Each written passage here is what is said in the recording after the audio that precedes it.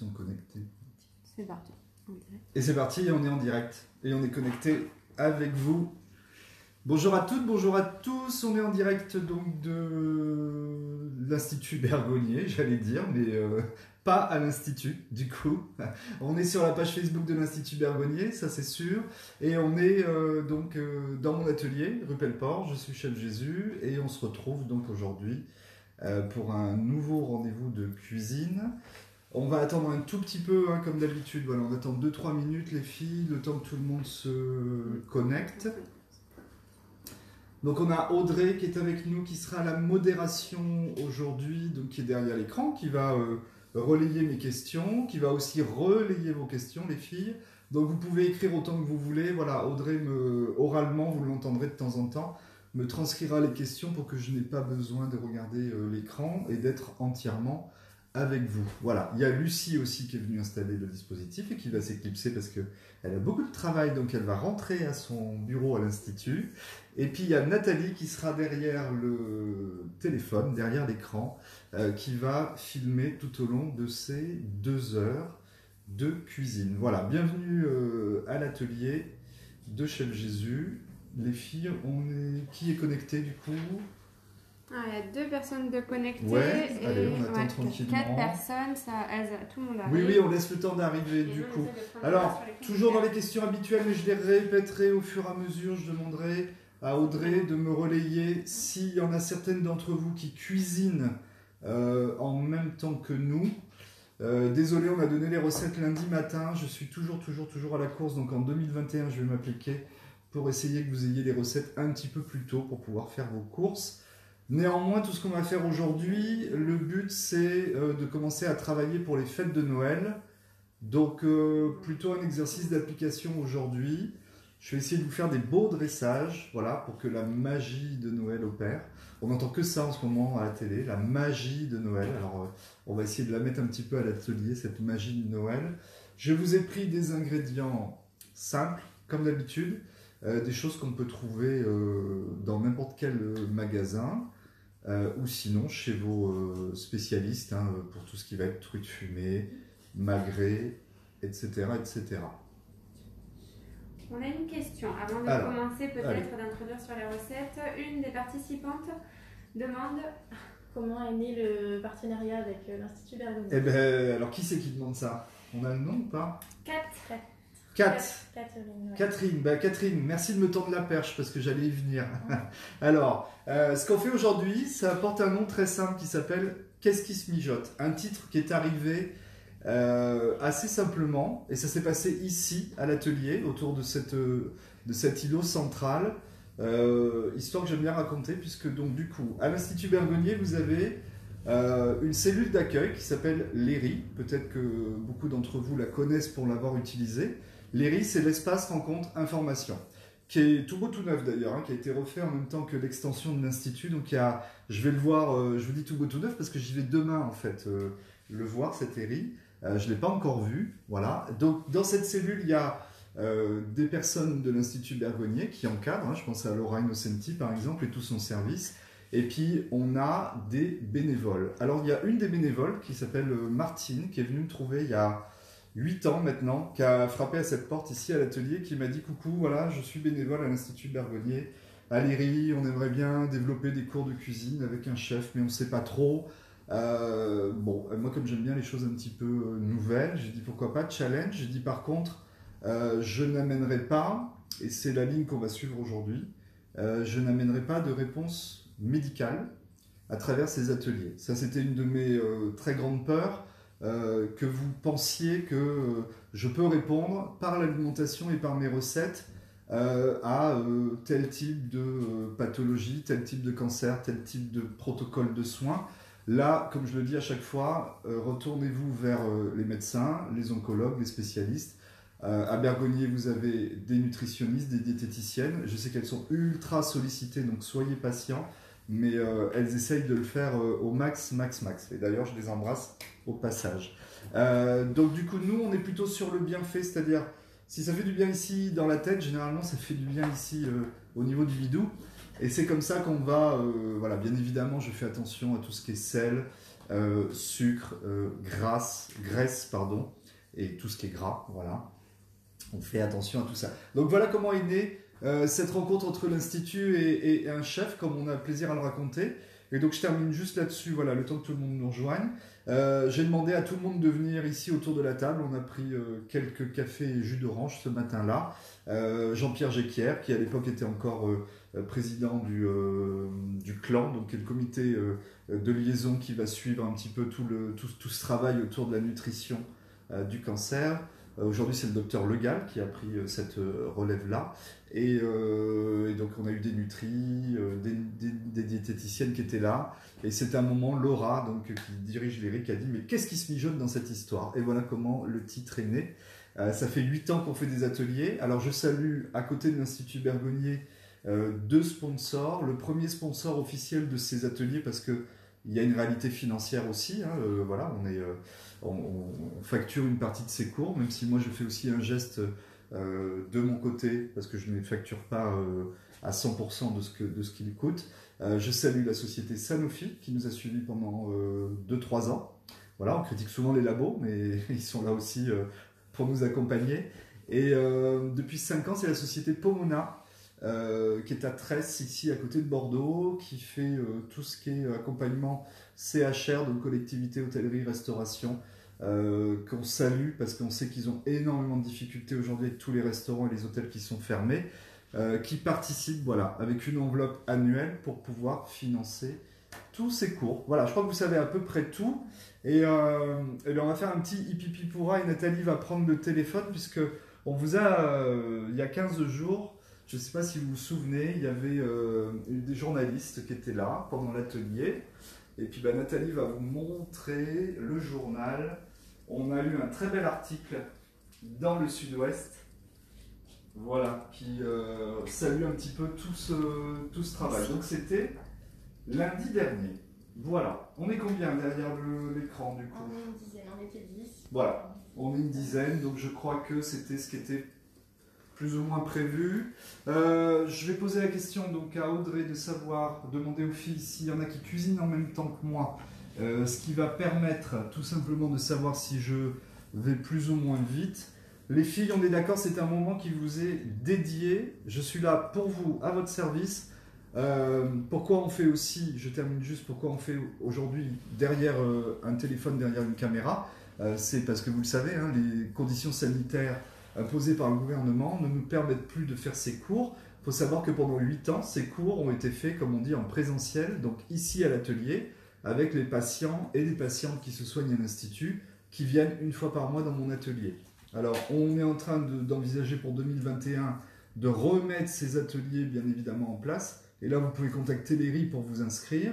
Et je pense qu'on gardera cette formule, en tout cas, de ateliers virtuels et ateliers en vrai, puisque vous avez été nombreuses à nous le dire.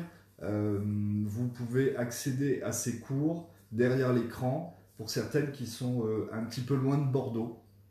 Donc finalement, je crois qu'on gardera les 2 formules. Vous voyez, on se réinvente tous les jours et puis finalement, on invente aussi des nouvelles formules. Alors, on va passer sur les recettes et Nathalie va suivre un petit peu les différents plateaux. On va commencer par des blinis. Alors, je crois que tu peux orienter, non Elle n'ose pas trop peut-être, Nathalie, avec jouer avec le joystick. Voilà, ça va se réguler tout seul. Alors, ici sur le blinis, c'est là une recette assez simple.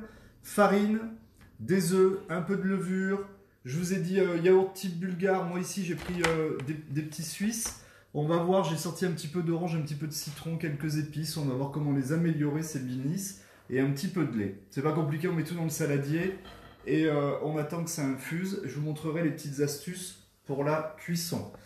Faites-moi confiance, hein. Une fois que vous aurez fait des blinis maison, en général, vous ne revenez pas en arrière. C'est-à-dire, désolé pour les sociétés qui fabriquent des blinis, mais en général, vous n'en achetez plus du tout. Parce que vous allez voir que ça n'a pas du tout le même goût. Ça n'a pas non plus du tout le même coût. Nous, pour qu'on soit assez décontracté, on va faire tout simplement des blinis avec les formes un petit peu qu'on veut. Voilà, ça c'est pour la première recette. Tout ça, ça va s'assembler après tranquillement. Ensuite, on va faire une petite verrine autour de l'avocat. autour des crevettes. Alors moi j'ai pas pris de crevettes aujourd'hui, j'ai pris des grosses gambas que je laisse dans le réfrigérateur pour l'instant, que je vais sortir juste au moment. Et puis on a un petit peu de persil. On va faire en fait tout simplement une chantilly aromatisée à la crevette, puisque je me rends compte souvent que quand on utilise des crevettes pour telle ou telle recette, on jette les têtes et les carapaces à la poubelle.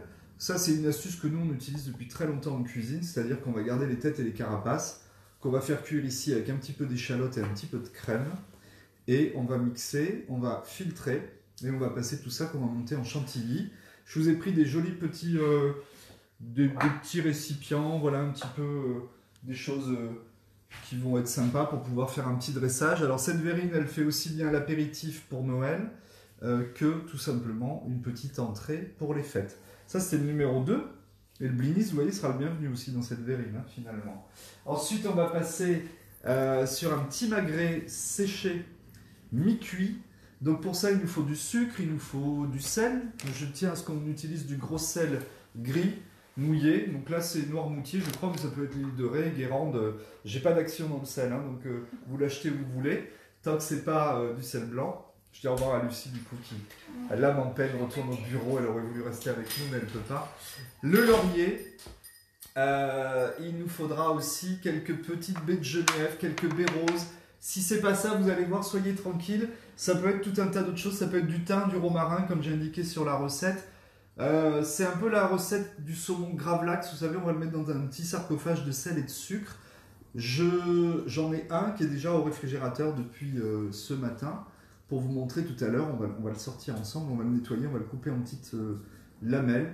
Et vous allez comprendre là où je veux en venir avec ce saumon, ce magret mi-cuit, pardon, qu'on pourra utiliser pareil, apéritif, ou simplement avec un potage tiède de pommes de terre en entrée. Donc que des petites choses festives pour vous donner des idées. Vous allez voir que quand on aura, au fur et à mesure que je vais faire les recettes, les filles, je vais vous trouver des passerelles entre les recettes pour mettre en choses différentes places. Donc celles qui notent et qui cuisinent pas, il y aura plein d'idées. Et si vous avez des suggestions ou des questions, on les partage et on construit. Voilà, ça va être ça la magie de Noël, je crois, aujourd'hui. Plusieurs personnes, du coup, vous écoutent parce qu'ils n'ont pas forcément eu le temps de faire les courses, mais ouais. pour les recettes. Alors pour les courses, désolé. Quand j'ai envoyé le mail au fil hier, j'ai dit le mauvais élève rend sa copie. Il faut savoir qu'à chaque fois que je vous prépare ces recettes-là, les filles, je suis obligé de modifier toutes les recettes pour qu'elles soient de saison. Et d'une semaine sur l'autre, c'est vrai que les cours reviennent tellement vite. Voilà, donc promis en 2021. J'envoie tout, alors pas en janvier parce qu'on réalise les recettes au fur et à mesure, mais je fais en sorte qu'au moins une semaine à l'avance, vous puissiez avoir les recettes. Pour aujourd'hui, j'ai trouvé que c'était pas si grave que ça parce que ce sont des préparations. On est plutôt sur Noël et on fait pas entrée, plat, dessert comme on fait d'habitude. On fait plein de petits zibouibouis. Donc peut-être prendre des notes aujourd'hui, ça semblait plus judicieux. On termine par la dernière recette, ce sont les wraps, ou les wraps, je sais pas comment on prononce, les wraps, ça s'écrit W-R-A-2-P, c'est avec ça qu'on fait, vous savez, les tacos, qu'on va rouler, les burritos, enfin plein de petites choses comme ça. Donc là on va être sur des galettes de wraps, moi j'utilise celles au blé, ça existe aussi au maïs. Aujourd'hui vous les trouvez dans toutes les grandes surfaces, les filles, et sinon... nous par exemple on a un quartier qui s'appelle Saint-Michel à Bordeaux, on va trouver ça dans toutes les épiceries turques, arabes, etc. Donc ça se trouve rayon produits du monde. Il y a une marque assez connue, Old El Paso, qui est peut-être la plus chère et pas forcément la meilleure. Donc regardez à côté, il y a toujours d'autres marques, et même dans les marques de magasins, hein, ce qu'on appelle les marques de, les marques de magasins, Carrefour, Leclerc et autres, on les trouve. Voilà. Alors moi je vous en ai pris une nouvelle que j'aime beaucoup, qui sont comme si on les avait posées sur un grill. Voilà, c'est nouveau, je ne les avais pas vus avant. Et puis les autres sont aux graines. On va prendre de la truite fumée, du mesclun, et on va faire une petite pâte, une petite sauce à base de petits suisses et à base de petits fromages frais que j'ai oublié de sortir. Voilà, fromage. Allez, j'enlève les couvercles puisque l'idée, c'est pas forcément de faire de la publicité aux marques qui ne travaillent pas avec nous. C'est un appel du pied à celles qui voudraient nous rejoindre. On va faire une petite pâte avec tout ça et vous allez voir que ça pour l'apéritif aussi, pareil, en petit grignotage maison. Au moins vous savez ce que vous avez mis dedans. Et là, je vais vous donner un exemple de wraps. Mais alors, vous pouvez en faire des dizaines et des dizaines différents, tellement il y a de possibilités. Sachant que là aussi, je vais vous montrer comment les découper de façon assez sympa. On va faire comme une petite base et après un biseau. Et on va faire pas une forêt de sapin, mais on va faire une forêt de wraps. Voilà. Il est 15h16. Je rappelle donc que je suis Chef Jésus pour celles qui nous rejoignent pour cette nouvelle série de cours aujourd'hui. Et puis on va démarrer. S'il y a des questions, Audrey, le temps que je me mette en jambes, on peut relayer. On est toujours une petite dizaine derrière l'écran du coup. C'est ça, toujours. Ok. Allez, on part sur le blinis maison. Alors, donc du coup personne ne cuisine en même temps. Là, je peux être assez détendu sur ce que je fais. Alors le blinis maison, je vais réunir un petit peu tous les ingrédients. Donc on avait dit des œufs, vous allez voir, c'est la recette la plus compliquée du monde. Nathalie, tu vas me faire passer la farine, s'il te plaît, la levure qui est dans le petit pot. Je vais avoir besoin d'une ou deux épices que j'avais mis de côté, du gingembre, du curry, des petites choses comme ça. Je vais avoir besoin, voilà, nickel, je vais avoir besoin du lait. Et on est bon. Alors, j'ai pesé ma farine, je vais prendre le lait. Moi, je vous ai mis une base.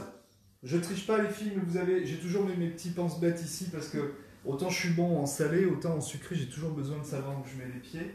Donc on est parti, j'avais pesé 150 g de farine. Ici, je suis sur de la farine semi-complète. Voilà. On est ici. Voilà. Et vous allez voir que vous pouvez tout mélanger. Il n'y a rien de compliqué, c'est-à-dire on n'a pas besoin de faire un puits, un truc, un machin. En fait, on vient tout mélanger. Vous vous souvenez, on avait cassé des œufs la semaine dernière, je vous avais bien montré qu'on va casser l'œuf ici au niveau du plan de travail. Hein.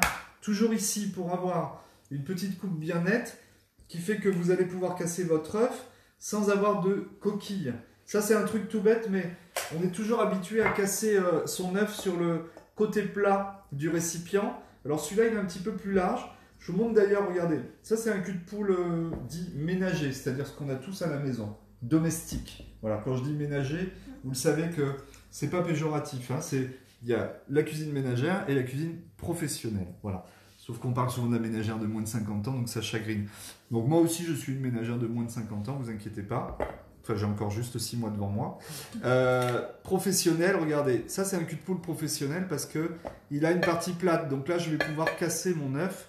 Alors que là, je vais avoir un œuf qui va faire beaucoup plus de petites coquilles. Alors soyez pas étonnés après d'avoir des coquilles dans vos préparations. Donc hop, un petit coup sec. Regardez, là on voit très bien, hein. Je ne sais pas si on voit Nathalie, mais on voit bien qu'on a une coupure qui est supra-nette. Voilà, et on a un œuf, 0 coquille. Voilà. Ça c'est des choses que vous pouvez raconter autour de la table à Noël. Hein. Vous pouvez sortir votre science culinaire maintenant, depuis le temps que vous êtes avec moi. Farine, 2 œufs, une petite pincée de sel, et comme moi j'utilise toujours de la fleur de sel, je vais la mettre maintenant, comme ça elle va pouvoir se dissoudre un petit peu dans mon œuf. Je vous avais parlé de levure. Donc ça c'est de la levure de pâtisserie, hein, des sachets de levure tout à fait ordinaires. Voilà, ça c'est simplement pour que ça puisse venir gonfler la préparation. Alors pourquoi je fais cette préparation maintenant les filles aussi? Parce que ça il faut que ça bulle un petit peu. Alors si vous êtes super pressé, l'astuce c'est à côté du radiateur, dans un coin où il fait chaud, parce que ça va fermenter beaucoup plus vite. Ou sinon, s'il y a un petit rayon de soleil dans la maison, poum, on le met là où il y a le soleil, ça vient frapper dessus, ça va aller plus vite. Sinon, il faut le laisser une petite heure et demie avant que ça commence à faire des bulles. Vous verrez qu'on aura des blinis un petit peu plus importants, un petit peu plus, on va dire, gonflés, voilà, un petit peu plus moelleux. Je pars sur mon petit suisse, donc je vais en mettre 2. Là aussi, vous pouvez mettre tout type de yaourt qui vous fait envie. Donc, un yaourt entier de type bulgare, du petit suisse, ça peut être du fromage blanc aussi. Voilà, j'ai évité tout ce qui est faisselle, ça j'ai essayé, ça marche pas. Ricotta, c'est pas top. Mais tout ce qui va être voilà, fromage un petit peu non travaillé, fromage type fromage frais. Voilà. On mélange. Vous voyez cette pâte là? J'adore la cuisine quand c'est comme ça, hein, parce que c'est hyper simple. Là on va mélanger les œufs. On va faire tout simplement, on va commencer à faire une masse ici. Et on va rajouter le lait. Voilà. Et on vient tout mélanger. Normalement, ça fait pas de grumeaux, donc j'espère que là on dirait que ça va pas en faire non plus. Il n'y a pas de raison. Allez, je vous montre ici. Voilà. Ça fait pas de grumeaux parce qu'avec le yaourt et tout ça, ça risque absolument rien. Voilà. Alors là, je vais vous expliquer ce qui s'est passé. Donc là, on a une masse qui est plutôt un petit peu, on va dire, solide. Et je vous allez vite comprendre pourquoi ma recette n'est pas fausse, hein, mais simplement là, il y a quelque chose qui s'est faussé dans cette recette parce que, tout simplement, j'ai utilisé de la farine semi-complète. La recette, elle est faite pour de la farine blanche. La farine semi-complète, elle absorbe beaucoup plus les liquides. Et j'ai fait exprès, hein, pensez pas que, du coup... J'ai fait exprès parce que j'aime bien montrer cette astuce-là pour faire en sorte que vous puissiez toujours rebondir et pas vous dire que vous avez loupé le truc. Parce qu'en fait, là, je vous ai mis dans la recette, je vous ai mis les ingrédients, sachant que moi, quand je fais ma pâte à blinis, je la fais comme on dit à vistadena, c'est-à-dire je la fais au pifomètre, où je mets mes 2 œufs, mon yaourt, je rajoute la farine. En général, c'est l'équivalent d'un bol comme ça qui vient à peu près jusque-là. Et ensuite, je vais délayer. Ce qui est très important, c'est de faire la masse. Hein, c'est-à-dire faire cette préparation déjà, même si elle est un petit peu épaisse, ça c'est important. Et après, on va pouvoir venir délayer avec du lait. Mais ne faites pas tous les ingrédients d'abord et délayer après avec du lait. Parce que si vous n'avez pas mis du lait dès le départ de la recette, vous allez vous retrouver avec des grumeaux. Voilà. Et là, maintenant, on va pouvoir donner... un petit côté un petit peu plus liquide à cette préparation. Je ne sais pas si vous voyez bien. On voit bien Audrey à l'écran, tout va bien. Voilà. Voilà. Sachant que même si ça re-épaississait un petit peu, vous pouvez toujours redélayer un petit chouïa cette préparation. Alors, là on est sur du blinis nature. Et moi je vais lui donner une petite patine un petit peu différente. Vous voyez, là, on lui remet un petit peu, voilà. C'est presque pour vous donner une idée. Quand vous passez de la farine blanche à la farine semi-complète ou complète, c'est presque quasiment le double de lait. Hein. C'est quoi la différence? C'est la farine complète, elle a ce qu'on appelle l'enveloppe, elle a le son. Donc, elle est beaucoup plus dense. Je dis pas ce que je vous dis, je ne dis pas que ça s'applique à la pâtisserie. Hein. Là, je parle de ma pâte à blinis. Donc, je parle en conséquence. Voilà, vous voyez, j'ai mis le double. Donc là, on est bon. Hop. Et maintenant, cette pâte, je vais tout simplement la diviser en 2 parties parce que je vais vous montrer comment une, je vais la laisser nature et comment l'autre, je vais l'aromatiser, tout simplement. Donc, je vais prendre ici, j'ai un petit cul de poule un petit peu plus fin. Voilà. Je vais prendre une partie de ma préparation. Ça, c'était pas prévu, c'est un truc que je viens d'inventer là à la minute. Comme ça, on va faire des blinis de 2 couleurs différentes. Voilà, il n'y a pas besoin de plus. Pensez à couper, vous voyez ce que je fais là, à couper le fil de votre préparation. Vous évitez d'en avoir partout. À chaque fois que vous versez quelque chose, si vous coupez simplement le fil avec votre spatule, voilà, ça coule pas. Hein. Alors, ici, on va mettre, dans la crème nature, je vais mettre un petit peu de gingembre. Oui, je vous entends, il paraît que c'est aphrodisiaque. Oui, oui, oui. Peut-être, je ne sais pas, j'ai jamais vérifié. Hop. Voilà, ici on garde cette préparation et le gingembre, lui, il ne vient pas du tout altérer. Vous voyez, ça commence à faire des petites bulles. Donc je vais le laisser là, comme ça Nathalie, elle ira voir si ça bulle de temps en temps. Et dans l'autre, je vais mettre un tout petit peu de curry, ici. C'est ce qu'on appelle curry cure-pipe. On est toujours chez Saravan, hein, vous connaissez mon addiction à ces épices. Saravan, elle va pouvoir montrer, Nathalie, on est sur le bassin à Gujan-Mestras. Allez voir sur leur site internet, ils font des choses extraordinaires. Voilà, ces 2 préparations, on leur fiche la paix, je les laisse devant. Pâte à blinis. Vous avez vu que c'était ultra compliqué. Hein. Voilà. Ensuite, on va passer... Est-ce qu'il y a des questions là-dessus, Audrey, du coup? Du tout. On a une petite question pour les wraps après, pour savoir comment les rouler. Ouais, ben ça va se faire en direct. Ça va se faire en direct. Ça se roule en 2 fois, vous allez voir. On roule un premier et on reroule sur le roulage. Et c'est hyper simple, mais visuellement, comme ça, vous comprendrez de suite. Alors, les blinis. J'ai préparé aussi une petite assiette avec du papier absorbant. Au fur et à mesure qu'on va les cuire, on va les poser dessus. Le blinis, ça peut être fait à l'avance. Toujours pareil, hein. Ma préoccupation, les filles, c'est que vous soyez tranquille au moment du repas. Il y a rien, il y a 2 choses qui me stressent énormément. Vous avez vu que je suis un garçon plutôt tranquille, mais du coup je suis quand même un garçon stressé de par mon métier. Mais le stress, ça se gère après, hein. C'est savoir ce qu'on en fait. Il passe à l'intérieur de notre corps et puis tout dépend de ce qu'on en fait, hein. Pourquoi je vous disais ça? Simplement, quand je suis invité, je me pique des fois des rages parce que mes amis ou ma famille sont plus à la cuisine qu'avec nous. Donc j'ai toujours un tablier avec moi, je finis par mettre le tablier et rentrer en cuisine pour filer un coup de main parce qu'il faut qu'on soit ensemble. Et puis il n'y a rien qui m'agace quand c'est moi qui suis en train de courir dans la cuisine et que je ne vois pas mes invités. Donc tout ce qu'on est en train de faire là, c'est des choses qu'on peut faire facilement à l'avance. Cette pâte à blinis, elle peut être faite la veille. Vous la filmez, on va la laisser au réfrigérateur, tout simplement. Et à propos de film, Nathalie, tu vas me redonner le film et je vais vous montrer, tiens. Vous voyez, c'était un atelier papotage aussi aujourd'hui.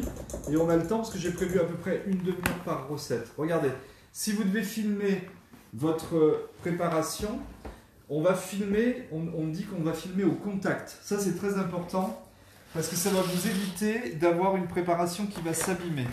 Donc ici, j'ai filmé normalement. Donc ça, c'est ce qu'on aurait tous fait, hein, venir filmer au-dessus, voilà. Filmer au contact, c'est simplement, vous l'avez compris, c'est aller mettre le film à l'intérieur de la préparation. Vous voyez, donc on est vraiment au contact de la préparation.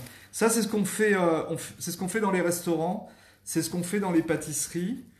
Qu'est-ce que j'ai fait avec ce principe-là, les filles? Bien, j'ai enlevé l'air qui était compris dans cette zone-là. Donc je vais avoir une préparation qui, elle, ne va pas s'abîmer du tout. Quand vous allez enlever votre film, forcément, il va y avoir un petit peu de pâte sur le film. Bon, ça va partir à la poubelle. Mais en tout cas, il n'y a pas de peau qui va se former, c'est-à-dire que ça ne va pas s'altérer avec le contact de l'air. Si vraiment ça vous chagrine, vous me remettez un film sur le dessus, mais c'est parfaitement inutile à partir du moment où vous avez mis un film comme ça. Il n'y a pas besoin de refilmer par-dessus. Voilà. Et ensuite, on va... Alors, là, on va éviter un petit peu le gaspillage, je vais en récupérer un petit peu. Voilà. Donc, filmer au contact, ça, c'est vraiment... Si vous l'avez fait la veille et que vous voulez le garder tranquille. Les blinis, par contre, je n'ai pas trop de solutions. Ça se fait quasiment à la dernière minute. Parce que quand c'est frais, c'est là où ils sont bons. Néanmoins, quand vous les achetez en supermarché, vous avez bien vu qu'ils sont préparés avant. Donc on peut très bien... Moi, par exemple, dans ma famille, on les fait vers 6h, 6h30 de l'après-midi. C'est pas que c'est long à cuire, mais c'est que c'est assez fastidieux parce qu'il faut les poser, il faut attendre, il faut les retourner, puis ce sont des petites pièces. Et que ça s'avale super vite, hein, par rapport au temps qu'on met à les faire. Donc nous on les prépare, on les met sur du papier absorbant, et puis ensuite on peut toujours les envoyer par un petit réchauffage au four pour les réchauffer un petit peu à nouveau. Voilà, même si le top c'est de les cuire à la minute, mais dans ce cas-là il vous faut un petit chef à domicile. Voilà. Et je ne suis pas libre, ni le 24, ni le 31. Voilà, parce que je vous ai déjà... J'ai déjà vu ce que vous étiez en train de penser. On est OK pour la pâte à blinis, on passe à notre deuxième réalisation, donc qui va être la petite verrine. Alors, on va faire juste une partie de la réalisation, vous allez comprendre pourquoi. On va s'occuper de préparer la crème de crevettes. Parce que cette crème, en fait, on la prépare, elle va chauffer parce qu'elle doit infuser, et ensuite, elle doit refroidir. Alors, on prend une casserole, un petit peu d'huile d'olive, ou pas. Hein. Quand je vous parle, parce qu'on a eu beaucoup de questions sur l'utilisation des huiles et des corps gras. Moi, je suis tombé dans la marmite, hein. C'est-à-dire que ça, je pense que je l'avais dans le berceau. Toute ma famille vient de Cordoue en Andalousie. Moi, je suis né à Angoulême, ne me demandez pas pourquoi. Il y a eu un petit incident de parcours entre-temps. J'adore Angoulême, hein, d'ailleurs. Bonjour à nos amis d'Angoulême. Je n'utilise que de l'huile d'olive. Vous voyez à côté, j'ai de l'huile de pépin de raisin. ça peut être du beurre, enfin voilà, amusez-vous avec ce qui vous plaît. On va mettre donc quelques échalotes, rien de compliqué. On va, d'habitude je vous montre toujours comment émincer un oignon. Là on s'en fiche un petit peu, là, elle a sauté. C'est-à-dire que là je vais enlever la tête, le pied, je vais juste déshabiller mon échalote sur le côté. Toujours pareil, vous vous demandez quand est-ce qu'un oignon ou qu'une échalote est bien pelée, et bien quand elle est brillante. Hein. Vous voyez, regardez sur cette peau que je viens d'enlever, on avait une peau qui avait commencé à sécher. Si ça vous chagrine, vous pouvez récupérer cette partie-là, mais regardez, c'est quasiment de la partie déjà séchée. Donc on va garder que cette partie-là. Je refais la même chose ici. Voilà, un petit coup de brillant. Et vous allez voir qu'on va très vite les peler et très vite les faire revenir un petit peu dans la casserole. Et de 2.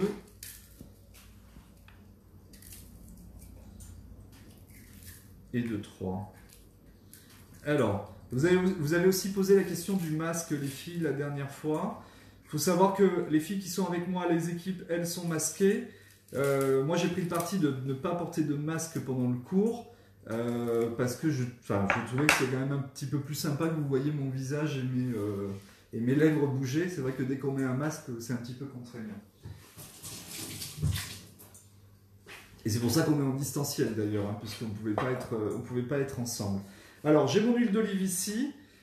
Là, je vous parle d'échalotes. Vous pouvez prendre aussi un oignon nouveau, un oignon rouge. Enfin, vous pouvez faire cette base avec le produit que vous voulez. Rien de compliqué ici, gros morceau. Vous voyez, tac, tac, tac.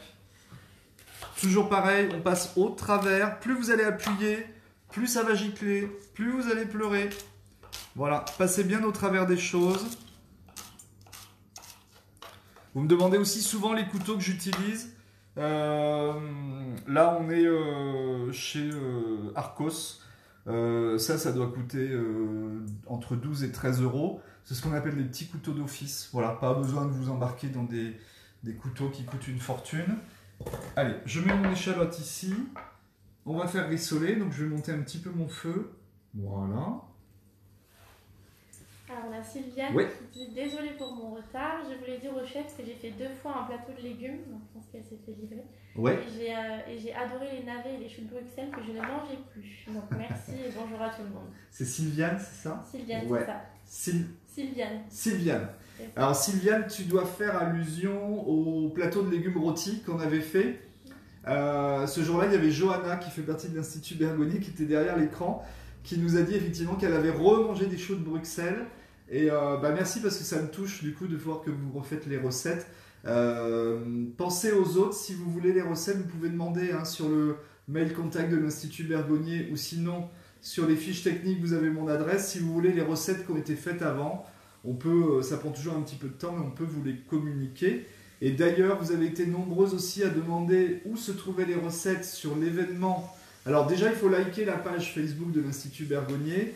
C'est pas pour avoir plus de followers, c'est que quand vous likez, eh bien, on est relié par un aimant qui fait que dès qu'il se passe quelque chose sur la page de l'Institut, vous recevez des notifications. Donc pour être informé des cours, c'est quand même déjà bien. Et donc quand vous allez sur la page de l'événement, je crois que c'est sur l'onglet discussion, c'est ça? Il y a 2 onglets.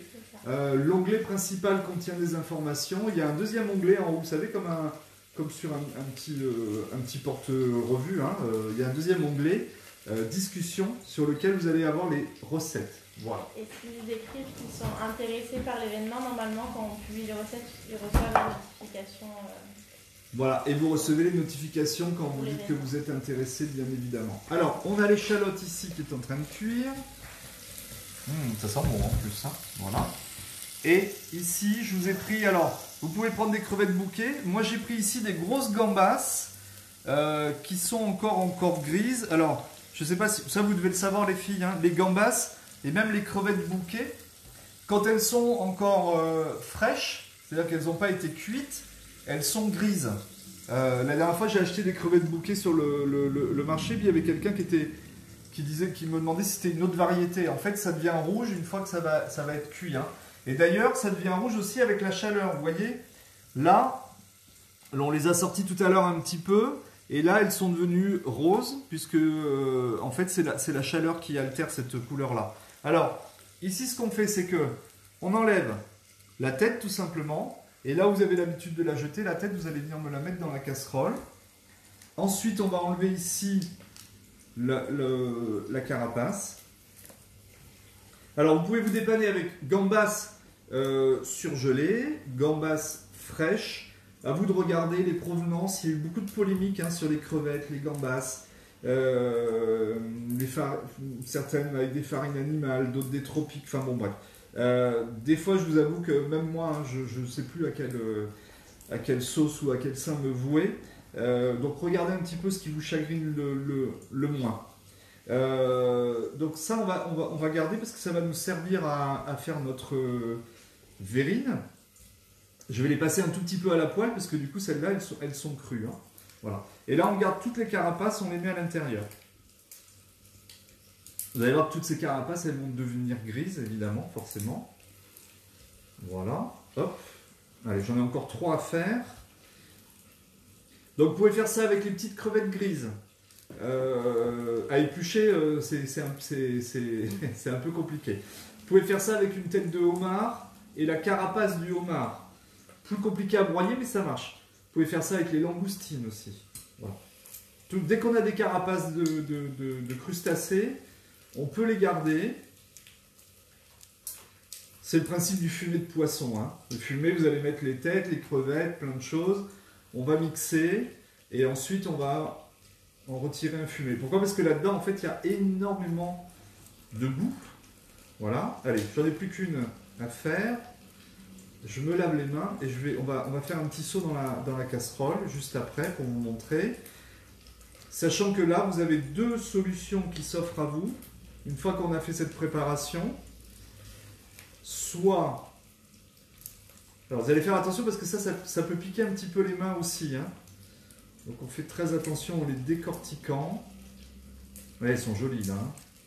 Grosses gambas. Et alors ce qui est très bon à faire, c'est aussi avec... ce que j'appelle les gambas royales, vous savez, les très très grosses, alors qui coûtent un demi-bras, j'en ai acheté pour Noël dernier, mais le corps est excellent, mais alors du coup il reste tellement de choses autour, parce que la tête est grosse comme ça et toute la carapace, donc pensez à la cuisiner absolument.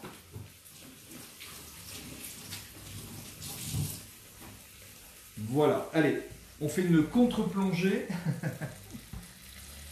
Ici, vous voyez que très vite ça va devenir... Allez, je vais même vous le sortir, regardez, voilà, très vite ça devient orange, parce que forcément en cuisinant.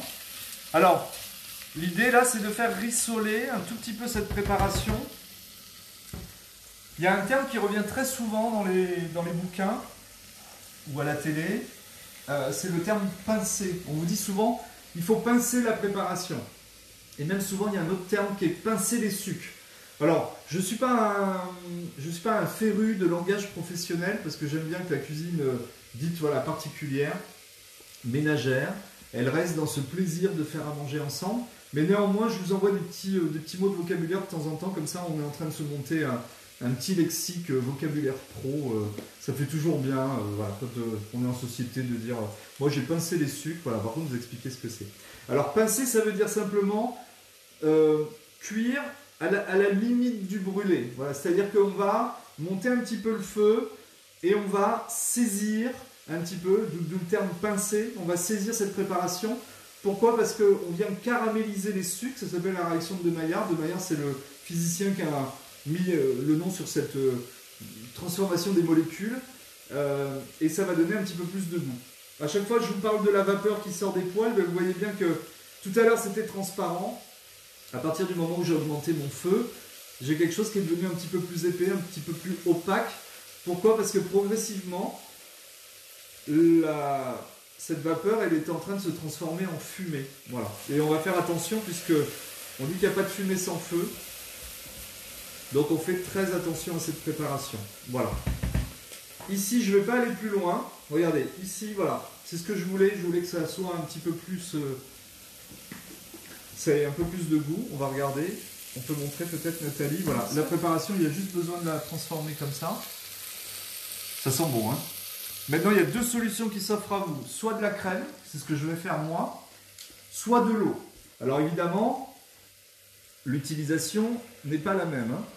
Si vous mettez de la crème, c'est ce qu'on est en train de faire nous ici, ça va nous permettre de monter tout simplement cette crème ensuite en crème chantilly, puisque c'est le but du jour. Alors, d'habitude, je mets toujours un petit peu d'eau dans ma bouteille pour la secouer et récupérer la crème qui est dedans.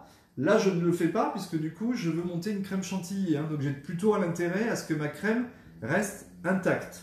Si vous faites une préparation, bien évidemment, de cuisine qui va mijoter, on peut mettre un petit peu d'eau et on rajoute de la crème à l'intérieur. Voilà, maintenant je vais monter mon feu.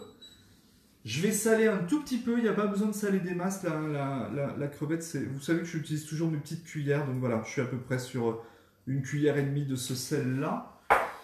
On va mélanger cette préparation et on va la laisser tout simplement cuire un petit quart d'heure, 20 minutes. Alors, qu'est-ce qui va se passer ensuite? Une fois que ça aura un petit peu mijoté, on va le mixer et là on va obtenir une préparation immangeable.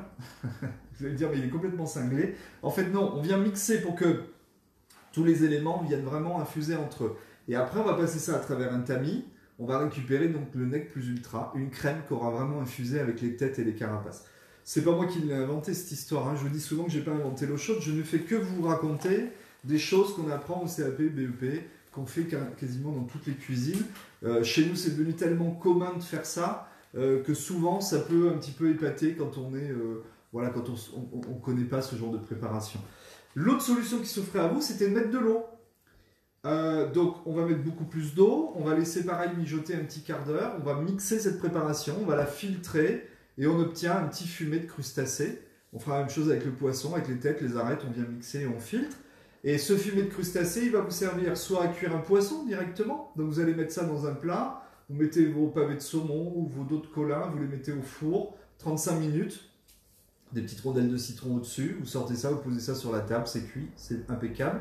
Soit vous allez faire un risotto, et du coup ce liquide-là va vous servir à venir nourrir votre riz. Si vous faites un risotto aux crevettes ou un risotto au Saint-Jacques, eh bien, c'est cette eau mixée, filtrée qu'on mettra dans l'eau de cuisson du riz, avec un petit peu d'eau bien évidemment aussi, pas que du fumet, sinon ce serait trop fort. Et c'est ça qui va donner un goût extraordinaire à vos plats. Donc vous voyez, pas de gaspillage, on récupère, même si je suis le premier à dire que dans la cuisine, je ne récupère pas tout. Hein. Vous me parlez souvent des épluchures, moi les épluchures ça finit au compost ou à la poubelle.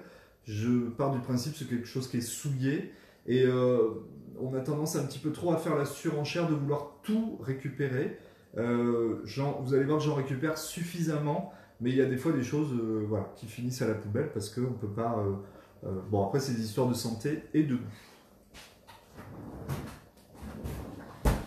Alors, ici, ça bloblote et on va passer... alors, je vais continuer peut-être un tout petit peu sur cette recette-là. Je vais m'occuper de l'avocat.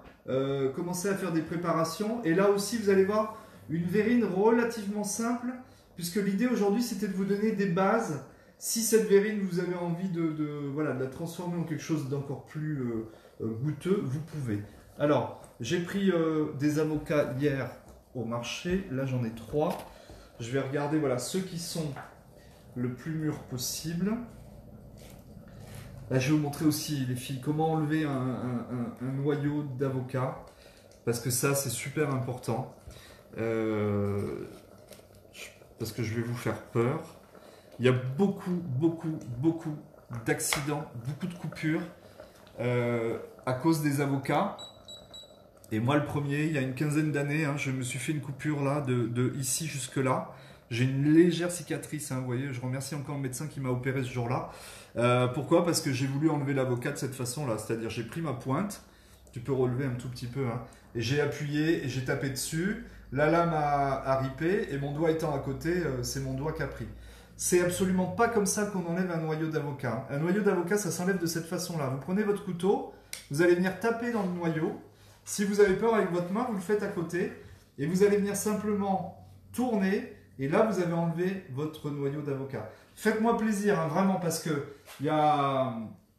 je connais encore hein, des gens proches de moi, il n'y a pas plus tard que 6 mois, qui effectivement ont terminé à l'hôpital parce que ils ont... En fait, c'est tellement glissant et tellement dur que souvent le couteau... Alors, si le couteau rip et qu'il passe là, ça va. mais si vous l'aviez à côté, c'est votre main qui prend. Donc regardez, tout simplement, on vient taper ici sur le noyau, on vient tourner légèrement. Si l'avocat est mûr, ça s'enlève tout seul. Hein. Toujours pareil, principe de précaution.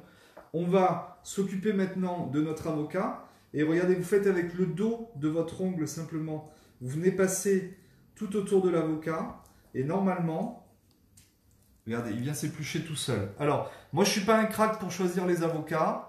Et puis souvent on se fait engueuler au marché. Laissez votre maraîcher vous choisir l'avocat pour plusieurs raisons. Hein. Lui il sait. Et la deuxième raison, c'est que souvent, tout le monde se met à toucher les avocats. Et quand on veut savoir si l'avocat est mûr, qu'est-ce qu'on fait? On appuie dessus. Voilà. Et comme il n'est pas mûr, on le repose. Sauf que vous, quand vous avez appuyé sur l'avocat, en fait, vous avez commencé à le faire pourrir. Donc, moi, je vais souvent au marché des Capucins, par exemple, à Bordeaux, où mon maraîcher me dit maintenant, les avocats, je les ai mis tout en haut de la pile, ils sont inaccessibles.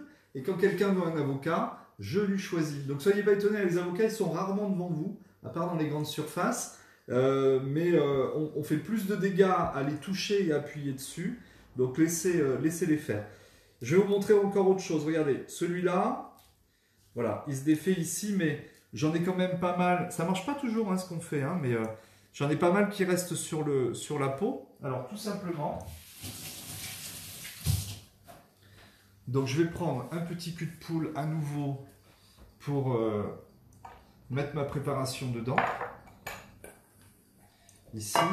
Et ce que vous pouvez faire quand vous avez vous voyez, un petit reste de peau comme ça, rien n'empêche d'aller racler la préparation d'avocat.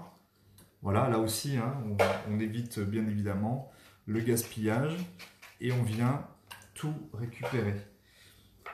Alors, petite idée, voyez au passage, si vous n'avez pas de verrine et que vous n'avez pas envie de faire de vaisselle, je vais vous montrer une autre solution. Souvent, on peut utiliser le contenu des choses hein, pour faire une verrine. Regardez, ici j'enlève. Vous faites le tour. Hein. Quand c'est bien mûr, il n'y a aucun souci. Et cette coque-là, première solution, va me servir à re-remplir avec mes préparations. Je vais faire comme un petit bateau. Je vais mettre les crevettes comme ça, un petit peu en biais. Vous savez, comme en Australie, là, je ne sais plus comment on appelle ça, un auditorium symphonique où vous avez ces trois ailes de bateau. On peut re-remplir comme ça. Sinon, ça peut être simplement l'avocat qu'on va laisser entier et on va venir mettre la chantilly. Alors, je trouve ça juste un petit peu dommage parce que l'avocat, on va le travailler un petit peu façon guacamole. Donc, c'est juste un petit peu dommage de pas l'extraire de sa carapace. Voilà, donc ici, autre idée, je pense, si vous, par exemple, vous utilisez du fruit de la passion pour vos fêtes de Noël, eh bien, gardez les coques de fruits de la passion dans lesquelles vous pouvez faire plein de petites choses à l'intérieur. Voilà, on va travailler tout simplement cette préparation à la fourchette un petit peu. Alors ici, j'ai de la peau qui est tombée, attendez, hop. Vous voyez, même le chef fait des bêtises. Pas de questions, Audrey, du coup, on est bien là sur cette on est bon. Partie-là. Ouais. Voilà. Si votre avocat est bien mûr, il n'y a pas de raison. Regardez, hop, c'est un petit jeu de patience.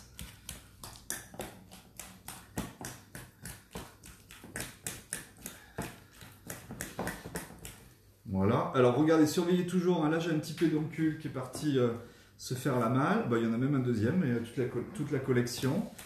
Voilà. Normalement, c'est au cuisinier ou à la cuisinière d'aller vérifier si tout se passe bien. Hein.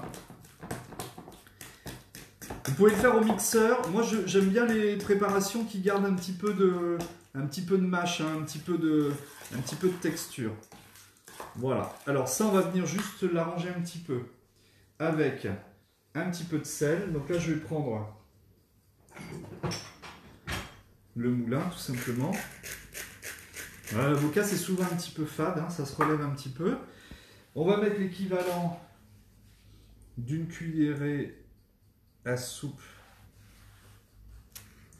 d'huile d'olive, voilà, pour donner un petit peu de goût. Séverine qui demande si on ne met pas de jus de citron. Oui, elle a raison Séverine, j'allais y venir. Alors, moi je vais le mettre sous deux formes. Le jus de citron va servir à différentes choses. Il sert déjà à éviter l'oxydation, on va dire, entre guillemets, de notre préparation. Et il va venir aussi, tout simplement, donner du goût. Alors, là, vous enlevez les pépins. Moi, je n'ai rien contre les petites bouteilles de jus de citron. On me reproche souvent qu'il n'y a pas de vitamines dedans, mais c'est tellement pratique. Moi, j'en mets par exemple dans mon thé le matin au petit déjeuner quand j'ai pas la rondelle de citron disponible. Voilà, un petit peu de jus de citron. Faut pas en mettre de trop. On surveille des pépins. Et là, si on veut donner un petit peu de peps, sont les bienvenus tout ce qui va être piment d'Espelette, du poivre. L'autre jour, j'ai utilisé le citrus pepper, qui est un poivre au citron qu'on trouve aussi dans la famille des choses chez Saravan. Voilà, ça donne un très très bon goût. Et autre chose que j'aime faire tout particulièrement, c'est de zester. Vous voyez, mes citrons sont toujours déjà un petit peu plus ou moins zestés, parce que j'arrête pas d'utiliser les zestes des agrumes. Alors, là aussi, quand on est sur du zeste, en général, je suis sur des produits et des agrumes qui vont être plutôt bio, parce que dès qu'on utilise la peau, je deviens un petit peu plus méfiant. Voilà. Donc, cette préparation, rien de plus compliqué, on la laisse comme ça. Là aussi, c'est quelque chose que vous pouvez préparer à l'avance et bien évidemment filmer au contact. Et du coup, comme ça, vous êtes tranquille. Alors, la préparation, je vais la remettre au réfrigérateur. Ici, nos crevettes pour l'instant sont parties là-bas sur le côté. Et regardez, ici, j'ai ma préparation telle que je la voulais, c'est-à-dire que j'ai une crème qui a un petit peu changé de couleur. On va, alors, toujours pareil, vous savez qu'il y a toujours un petit épisode où je fais du bruit. Donc celle-là, je vais la mixer simplement avec un petit mixeur plongeant. On va la filtrer et on va la mettre au frais. Et pendant ce temps-là, Nathalie va vous montrer si l'appareil, tout ça, si tout est un petit peu bullé là-bas. Allez, je vous abandonne 2 minutes. Audrey, on peut peut-être relancer, voir s'il y a quelques petites questions en attendant. Pour le moment, à part pour le jus de citron, il n'y en a pas. D'accord, ok. Allez, je fais un petit peu de bruit et je reviens.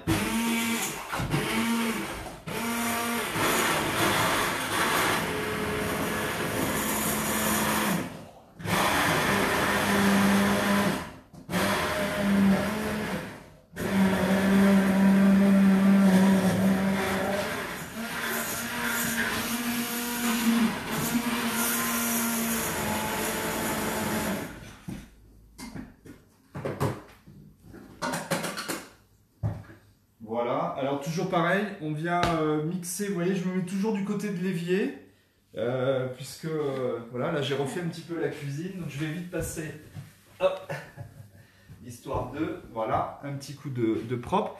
Et ça, donc on va venir le passer à travers un petit tamis.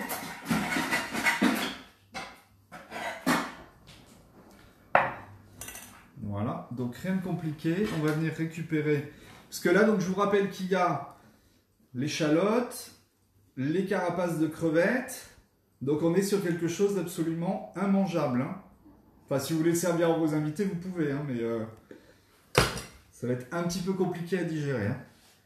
Ici, vous passez un tout petit peu. L'idée, c'est de récupérer le nec plus ultra.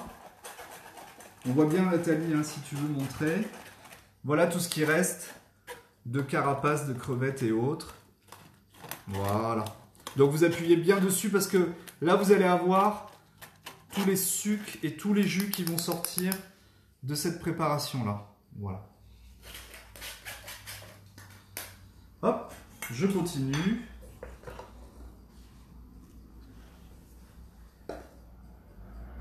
Alors pourquoi j'ai fait cette préparation là en préparation, on va dire, en amont de la recette? C'est parce que simplement cette crème, il va falloir qu'elle refroidisse un petit peu si je veux la monter en chantilly. Hein. Là, en l'état actuel, je ne pourrais pas la monter en chantilly tant qu'elle n'a pas refroidi complètement. Donc celle-là, je vais vite aller la mettre au réfrigérateur pour que simplement on puisse la monter. Donc vous voyez, vous appuyez et on se retrouve avec toute cette préparation dont on ne veut pas. Alors, on n'en veut pas, on pourrait même, je me suis amusé une fois à la récupérer, à la remettre dans l'eau pour faire un deuxième bain et j'ai récupéré à nouveau du goût. Donc vous pouvez, hein, si vous avez envie de faire un deuxième passage, c'est tout à fait possible. Voilà, pour ici. Donc je rappelle qu'ici on avait mis échalote, mais ça peut être aussi un oignon. Les carapaces, c'est-à-dire les carapaces et les têtes de crevettes. Là pour moi c'est de la gambasse aujourd'hui. Je viens bien appuyer sur le dessus, vous voyez, on récupère bien tous les sucres. Voilà.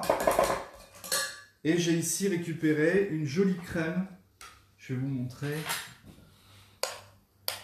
Alors, rien que ça les filles, si vous voulez mettre ça par exemple sur un poisson, juste sur un filet de poulet. Filet de poulet, vous mettez ça sauce crustacée par-dessus, avec des petites morilles ou des champignons. Ça donne un éclat extraordinaire. Vous faites des Saint-Jacques. Vous venez juste me mettre ça dans ce type, par exemple, vous savez, les jolies assiettes qu'on a récupérées la dernière fois, ou une petite verrine.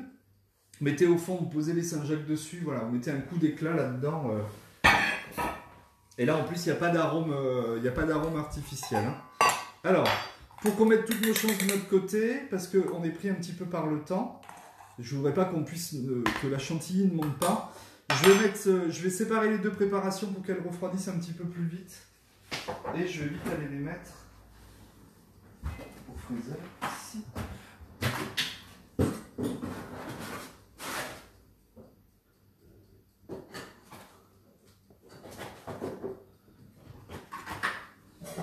Voilà, ça devrait le faire. Est-ce que ça bubule? Comment ça se passe chez nos amis de... Voilà, on commence à faire des petites bulles sympas, tranquillement. Et pareil, là-bas, je mets un petit coup de propre. Du coup, l'avocat, vous allez le récupérer, les filles.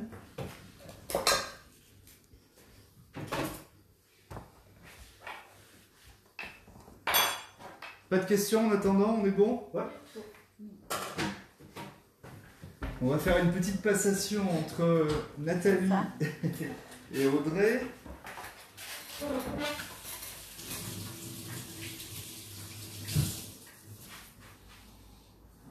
Alors dites-moi un peu, qu'est-ce que vous avez prévu les filles? Est-ce qu'on peut savoir ce que vous avez prévu pour Noël? Est-ce que vous savez déjà? Et est-ce qu'il y a des interrogations sur vos menus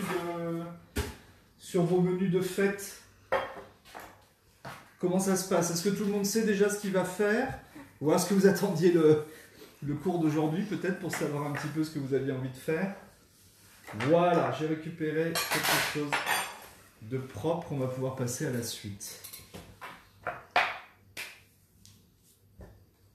On n'a pas de retour du coup. Hop, voilà.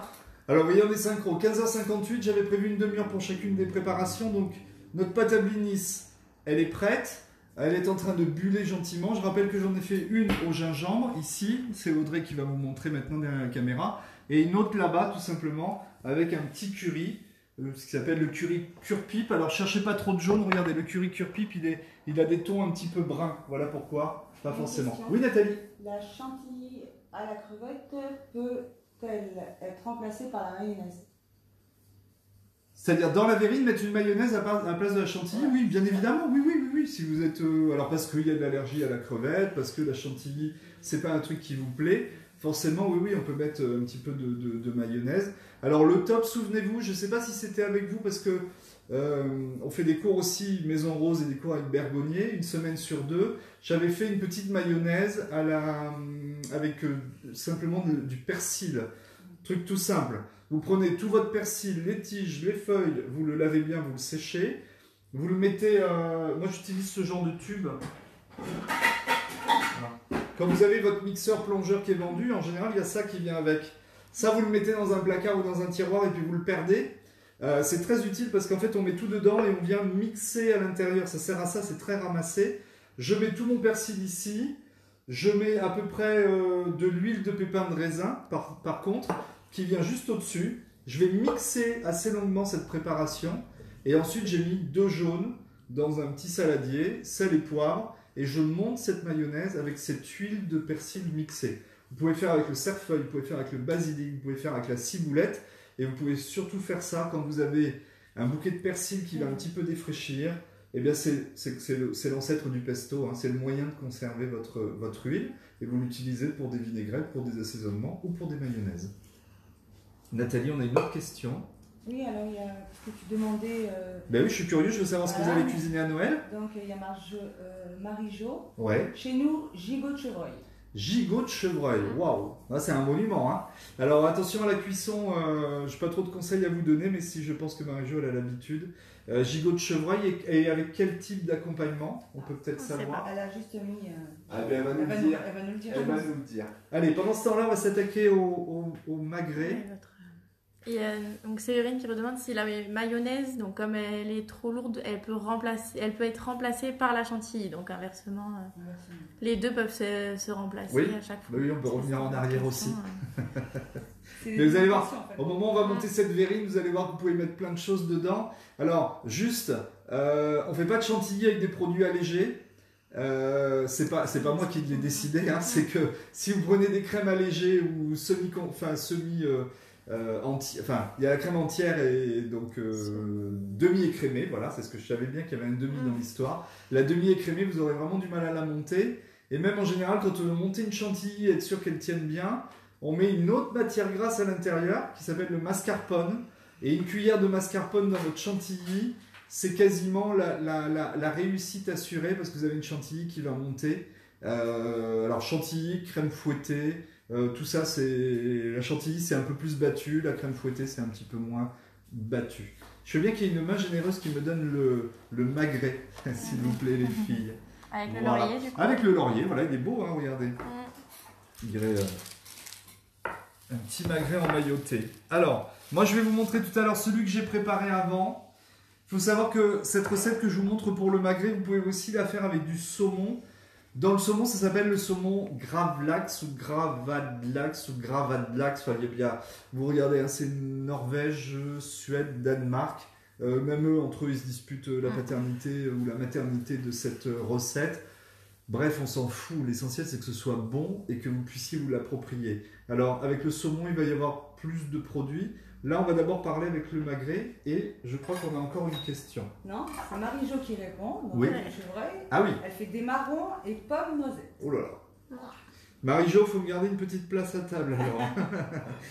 Allez, on va s'occuper de parer simplement notre magret. Alors regardez, on a deux petites choses qui me chagrinent. Je vais enlever cette partie-là, puisque après on va couper des tranches comme un saucisson, donc il faut qu'il soit nickel. Alors là, rien de compliqué. Plutôt que de commencer par là ou par là, eh bien on commence par le milieu, tout simplement. On vient passer en dessous, on sort vers la droite, et ensuite vous l'attrapez comme ça, et vous sortez vers la gauche. Voilà. Là, on dit qu'on est en train de parer, c'est-à-dire on est en train de... comme on dit, elle était parée de ses plus beaux atours. Et bien voilà, c'est la même chose. On va parer notre magret. Ici, je vais aussi passer au milieu. Vous voyez, tac. Ici, voilà, on fait le plus beau nettoyage qu'on puisse. Et là, j'en ai encore une petite partie. On va ici simplement passer de ce côté-là.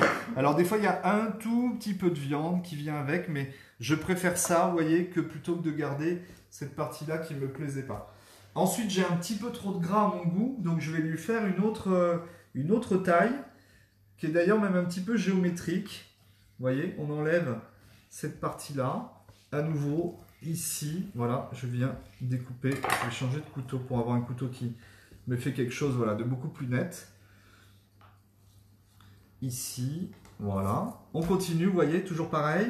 Pourquoi je fais géométrique? Parce que c'est très compliqué avec un couteau de faire le tour et de faire quelque chose de net. Alors que là, vous voyez, en faisant finalement des diagonales, je ne vais pas faire de géométrie, hein, mais plein de diagonales qui se recoupent, si elles sont assez proches, ça fait une courbe. Hein. Voilà. Comment il sort sa science, le chef? Je peux pas oser le dire. Regardez, mystère de la nature. Hein. 20 sur 20 en maths et en géométrie, jusqu'à la 3e. En seconde, je me suis retrouvé avec 3 en maths. Voilà. Ça a valu que mes parents sont quand même déplacés pour voir le prof, pour savoir pourquoi le prof m'avait fait couler ma moyenne. Il y a une question de Séverine. Ouais. Plateau de fruits de mer, avec quoi les accompagner? Avec quoi on accompagne un plateau de fruits de mer? je serais tenté de vous dire, Séverine, que déjà un plateau de fruits mer, ça suffit à soi-même, mais si vraiment on veut... Attendez, je finis ça et je vous réponds. Hop, ici, voilà. Voilà ce que je voulais vous montrer. Ça peut se garder pour cuisiner. Ça peut même se garder, si vous voulez le garder plus longtemps, dans un petit pot avec du sel, simplement, et on vient le mettre dedans. C'est ce que faisaient nos anciens. Et du coup, le sel va confire ça. Et après, vous n'aurez plus qu'à le ressortir. Je me demande même si pour vous montrer, je n'aurais pas ça quelque part. Ah, ben si. Voilà. Voyez, regardez. Petit pot dans lequel, je vais vous montrer ici, vous avez de la graisse. Là, ça fait bien 5-6 mois qu'elle y est. Hein. Vous voyez, elle s'est confite en fait. Alors, par contre, ça sent un petit peu le rance, hein, mais ça, c'est normal. Hein. C'est toutes les choses que vous allez mettre comme ça vont rancir légèrement. On en reparlera l'année prochaine, tiens, de la culture du rance, comme je dis. Parce que nous, en France, quand c'est rance, on jette. Alors qu'en fait, dans les pays du Maghreb, en Inde, on cherche à avoir des choses rances. C'est-à-dire qu'on prend du beurre et on le fait rancir parce qu'on a vraiment envie de ce goût-là. Donc voilà mon magret, ce que je voulais faire, juste avoir la peau ici. Et là, vous regardez s'il n'y a pas encore quelques restes de... Un peu comme sur le poulet, s'il n'y a pas quelques restes de plumes qui restent. Voilà, là, on est bon. Alors, plateau de fruits mer, ça c'est assez amusant parce que c'est ce que je fais moi plus souvent au 1er de l'an qu'à Noël. Premièrement, si vous ne l'avez pas encore commandé, essayez de varier au maximum tout ce qu'on peut mettre sur un plateau de fruits de mer. Hein. Les amandes crues, les bigorneaux, les coques. Il peut même y avoir des moules, hein, des grosses moules d'Espagne cuisinées. Les huîtres, bien évidemment. C'est pas la peine de mettre un demi-tourteau, un demi-homard et une demi-langoustine par personne. Vous ne les mangerez pas. Donc là aussi, faire le choix de plutôt un quart de tourteau dans ces cas-là. L'araignée aussi, qui est très bonne. Toutes sortes de crevettes, bien évidemment, tropicales, crevettes grises, crevettes bouquets. Les filles, m'aidez pas. Voilà, du citron, bien évidemment. Je suis allergique à tous les crustacés. Alors Audrey est allergique aux crustacés, donc elle essaiera pas. Okay. Donc voilà, on fait un très très beau plateau. Moi, ce que j'aime par-dessus tout, c'est faire ce que j'appelle un bar à condiments. Et là, je vais commencer à faire des vinaigrettes à l'échalote, des vinaigrettes à l'huile d'olive, des vinaigrettes dans, par exemple, je vais zester de la mandarine ou de la clémentine. Une autre vinaigrette dans laquelle je vais zester du citron vert. Une autre, je vous donne plein d'exemples, hein. Je ne fais pas toutes ces vinaigrettes bien évidemment à Noël. Une vinaigrette dans laquelle je vais mettre un petit peu de pâte de curry ou du curry en poudre. Ensuite, on va s'amuser avec les mayonnaises. Là, je vous ai parlé de la mayonnaise avec une huile mixée de persil. Donc, vous montez votre mayonnaise comme ça. De la même façon, dans une mayonnaise, on peut mettre un peu de paprika. On la monte à l'huile et ça fait une mayonnaise toute rouge. On peut aussi faire simplement des gousses d'ail qu'on va passer simplement, vous savez, on en a déjà parlé, dans l'eau. On va les faire blanchir, c'est-à-dire on les cuit 3 minutes dans l'eau, on jette l'eau, on renouvelle, on fait ça 2-3 fois. Donc on adoucit notre ail, il devient tout un peu comme une purée et on va pouvoir le monter avec une huile d'olive et on va faire un aioli. Voilà, plein de choses. Et le beurre, très important, on va faire un bar à beurre, donc un bar des beurres aromatisés. Vous allez prendre un très bon beurre de baratte ou un autre bon beurre.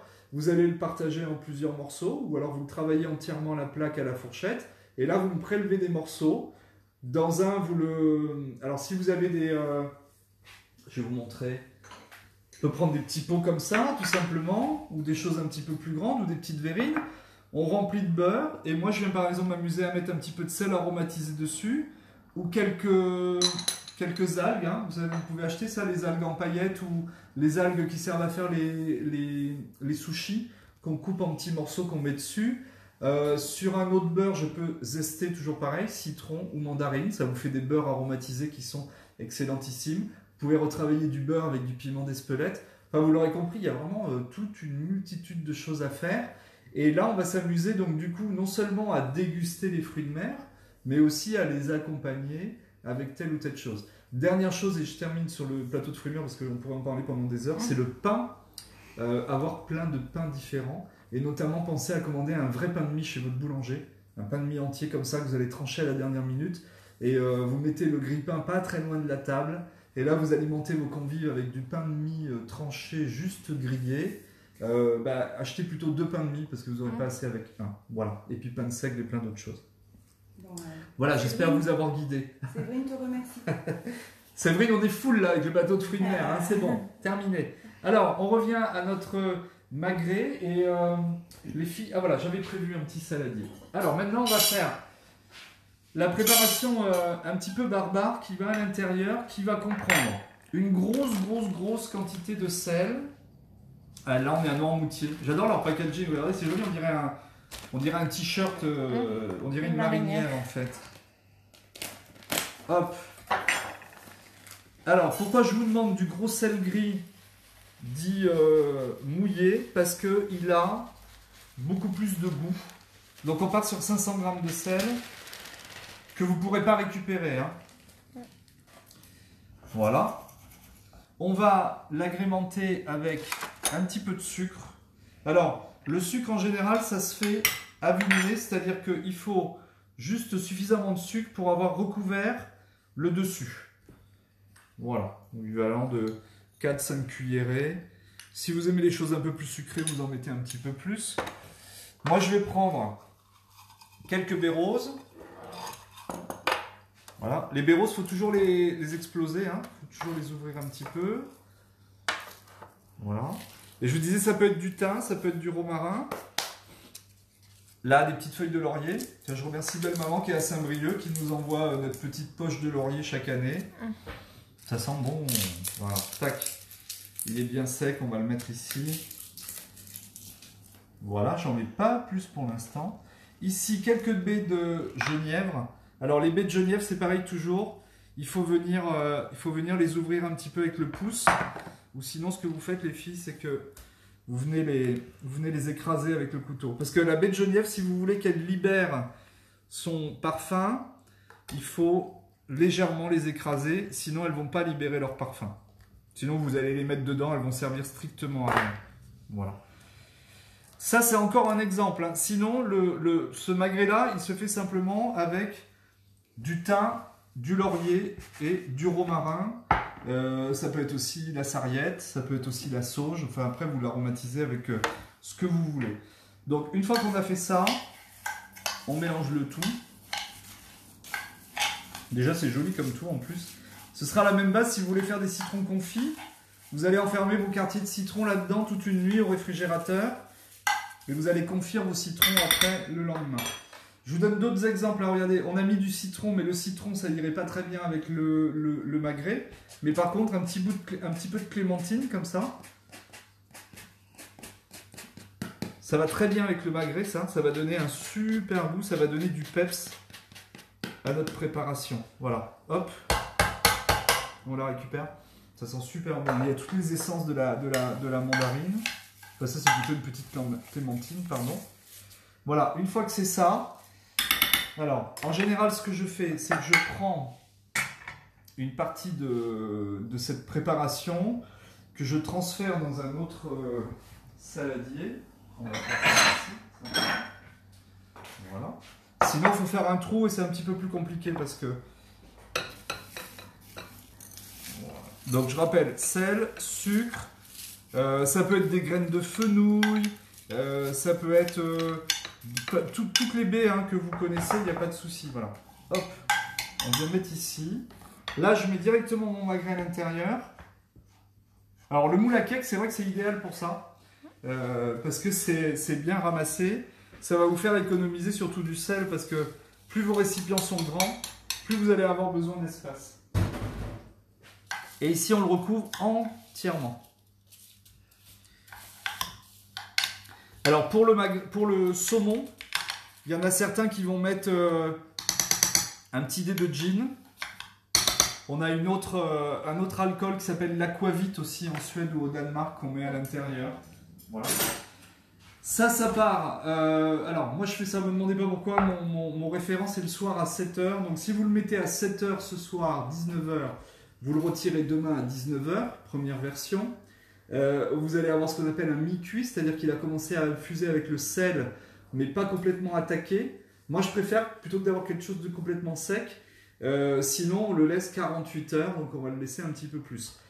Qu'est-ce qui s'offre à vous comme solution après? Soit vous allez le sortir directement et vous allez le couper en tranches, vous allez le servir comme ça à l'apéritif. Je le fais, on parlait des marrons tout à l'heure, je le fais avec une pâte de marron que je mélange avec un peu de chantilly.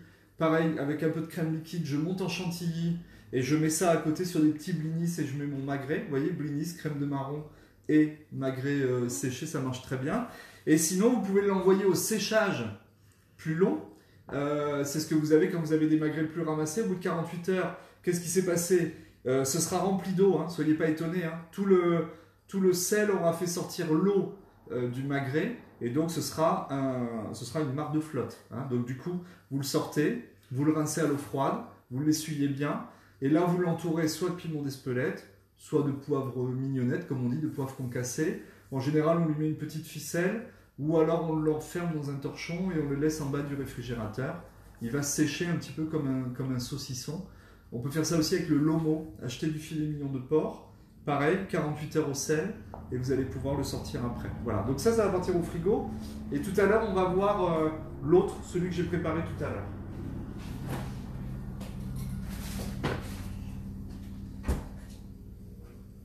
Voilà, alors, 4h16, j'ai un petit quart d'heure d'avance sur la prochaine préparation.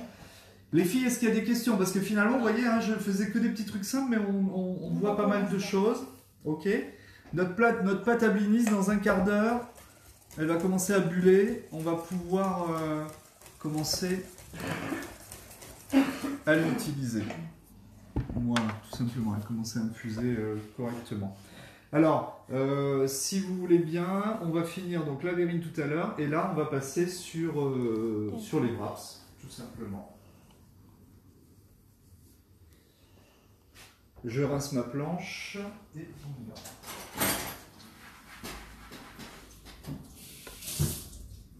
Elle bulle bien les deux. Ouais, ça marche bien. Ouais. Ça bulle, ça bulle. Hop, je remets un petit peu d'ordre. Toujours un plan de travail bien propre, c'est important. Là, on est sur les fêtes, mais les filles, on fera un petit sondage pour vous interroger sur l'année prochaine, quel type de recette vous avez envie de faire. Sachant que, comme je vous disais en début, en début d'émission, en début de Zoom, enfin de Facebook Live, on va continuer un petit peu à avoir ce rythme de distanciel et présentiel dans un premier temps.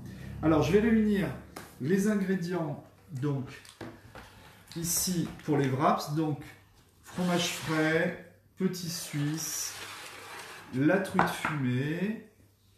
Là, j'ai mes petits wraps, regardez, on va tous mettre là. Voilà. Le mesclun, pour l'instant, j'en ai pas besoin.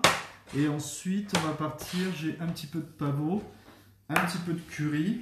Là aussi, hein, je vais essayer de vous donner des exemples parce qu'il y a tellement de choses possibles avec les wraps. Alors, on commence. Nathalie, je veux bien un petit saladier. J'ai pas sorti suffisamment de cul de poule aujourd'hui. Je les mange pas, hein, les culs de poule, les saladiers, mais j'en ai toujours besoin en très grosse quantité. Donc on va bien mélanger tout ça et moi je vais récupérer juste mon fouet.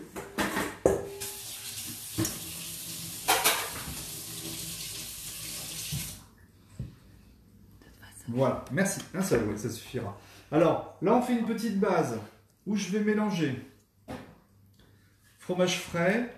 Donc je dis souvent type Saint-Moré. Désolé, je fais de la pub à Saint-Moré, mais c'est celui qui vous permet de comprendre. Voilà. Après, vous en avez des natures, des marques de fabricants aussi qui sont souvent un peu moins chères, sachant que souvent à l'intérieur c'est les mêmes. Hein. Y a une autre marque que vous connaissez beaucoup qui s'appelle le Philadelphia, voilà, qui peut aussi convenir, même si le Philadelphia c'est un petit peu plus fade. Et on va y mettre du petit suisse. Alors ça j'aime beaucoup parce que le petit suisse ça marche très très bien. Ça donne un petit côté onctueux qui est assez sympa et qui vient vraiment bien tartiner les wraps. Parce que souvent ces galettes là, si on les laisse un peu trop fades, elles sont pas forcément très bonnes. Voilà, on va commencer à mélanger cette préparation. Je vais mettre un petit suisse de plus pour en avoir assez. Là pareil, ça c'est une base. Donc si vous avez envie les filles après de séparer cette base qui est pour l'instant nature et de faire plusieurs interprétations, vous pouvez. Hein. Alors, ici, je récupère cette partie-là. Voilà, on va mettre ça ici. Donc là, j'ai mélangé le fromage frais et le petit suisse. Et vous voyez que ça donne une masse très rapide, assez onctueuse. Voilà. Ça pourrait aussi, une fois que ça va être aromatisé, ça pourrait très bien aussi venir dans notre verrine. Hein. Vous allez voir que finalement, tout peut se croiser. Et avec 4 petites choses, vous pouvez faire 10, 12, 14 ou une vingtaine de recettes. Je mets l'équivalent, toujours pareil, une cuillère à soupe d'huile d'olive. Alors, je vais en mettre 2, voilà.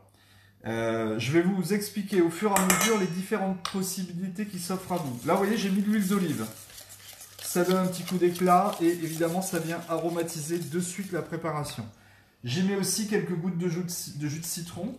On dit souvent qu'il faut toujours un petit peu d'acidité dans les préparations. Hein. Le mélange de quelque chose d'un petit peu crémeux, laiteux, hein, parce qu'on a des produits laitiers, plus l'acidité, plus le côté gras de l'huile d'olive qui vient enrober. Vous voyez, tout ça, je suis en train de parler à vos papilles là pour l'instant. Hein. Oui. Plutôt qu'à votre cerveau. Les filles ici à l'atelier, elles sont affamées à chaque fois. Et moi, je peux vous dire qu'à midi, j'ai juste avalé un petit truc vite fait, donc ça commence à... On va grignoter avec vous hein, tout à l'heure, je pense. Préparation, je vais continuer avec du sel, ça c'est les bases. Et maintenant, on revient sur l'huile.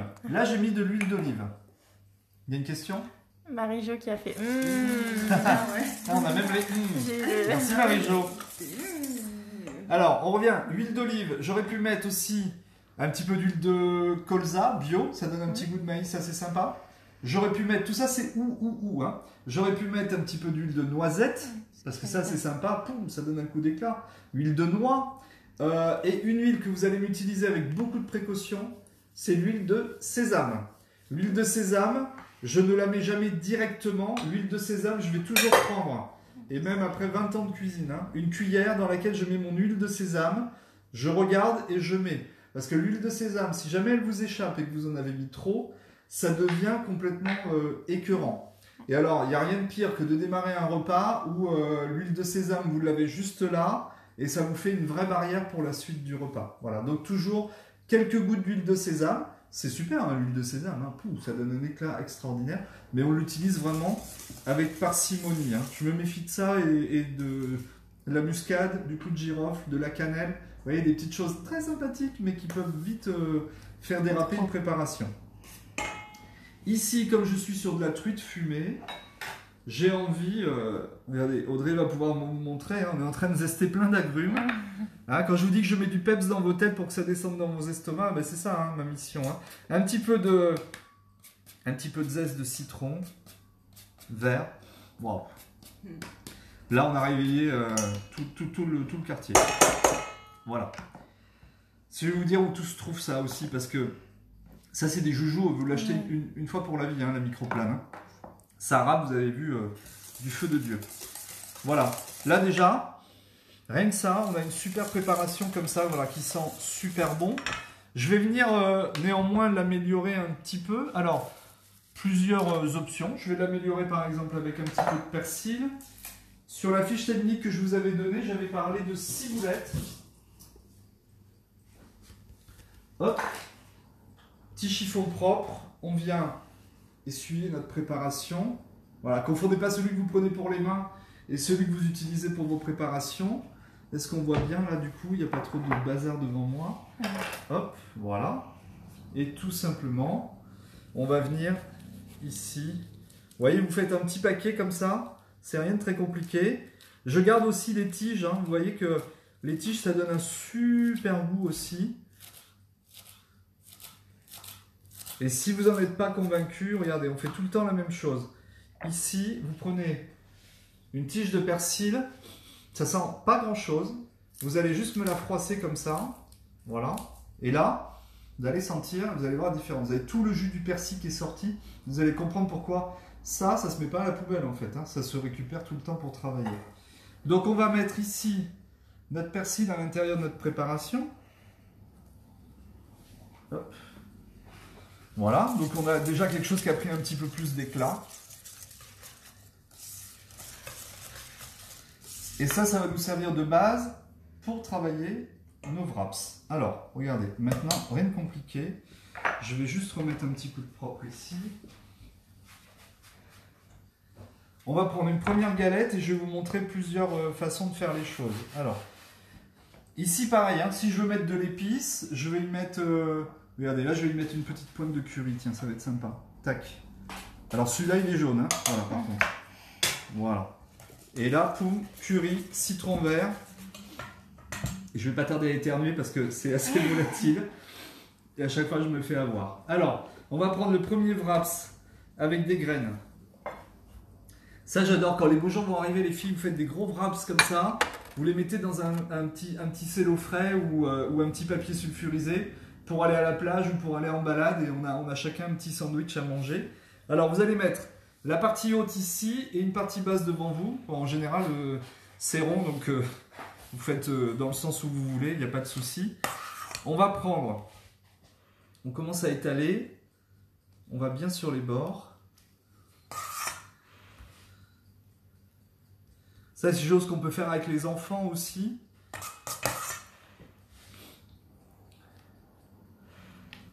Et vous mettez bien, voilà, jusqu'en haut. Parce qu'en fait, ça sert de liant et ça sert de colle aussi, hein, tout simplement. Une jolie colle hein, qu'on peut manger. Là. Et en général, quand on les fait, on vient tout simplement mettre l'autre galette par-dessous. Parce que vous allez voir que comme ça salit un petit peu la planche, le fait d'avoir l'autre galette, ce qui va être en trop et qui va être sale, ça va partir abîmer le... Ça va venir salir l'autre feuille, mais comme on va la tartiner aussi, on n'a pas besoin. Alors, on va délimiter une zone ici, vous voyez à peu près. On laisse une demi-lune en bas, on part ici, et on va venir habiller...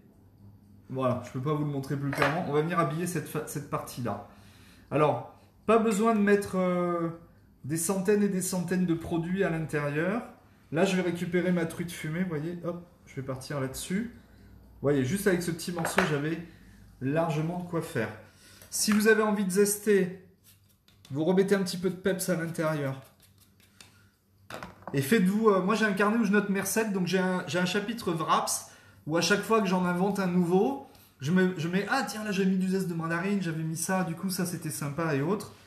Et là, on met un petit peu de graines de pavot. Vous allez comprendre pourquoi vous n'avez pas besoin de travailler sur la totalité de la feuille.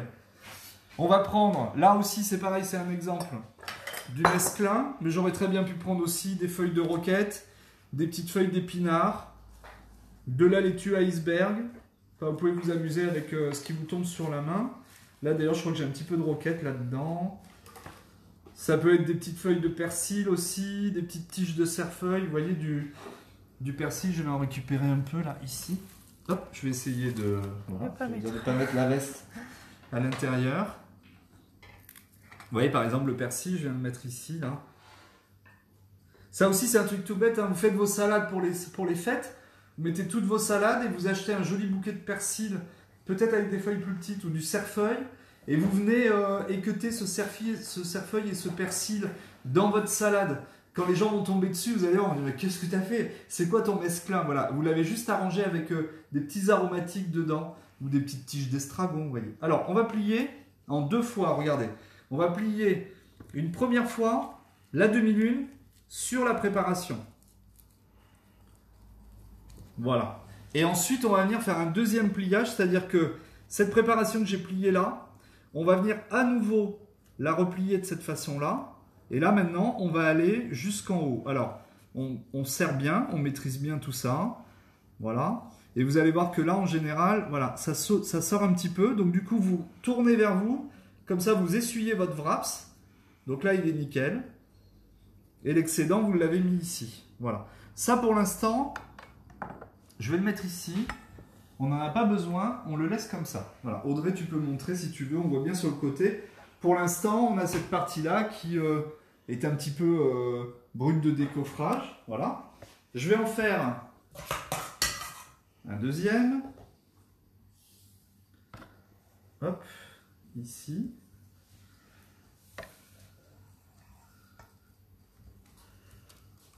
Voilà, vous allez jusqu'en haut.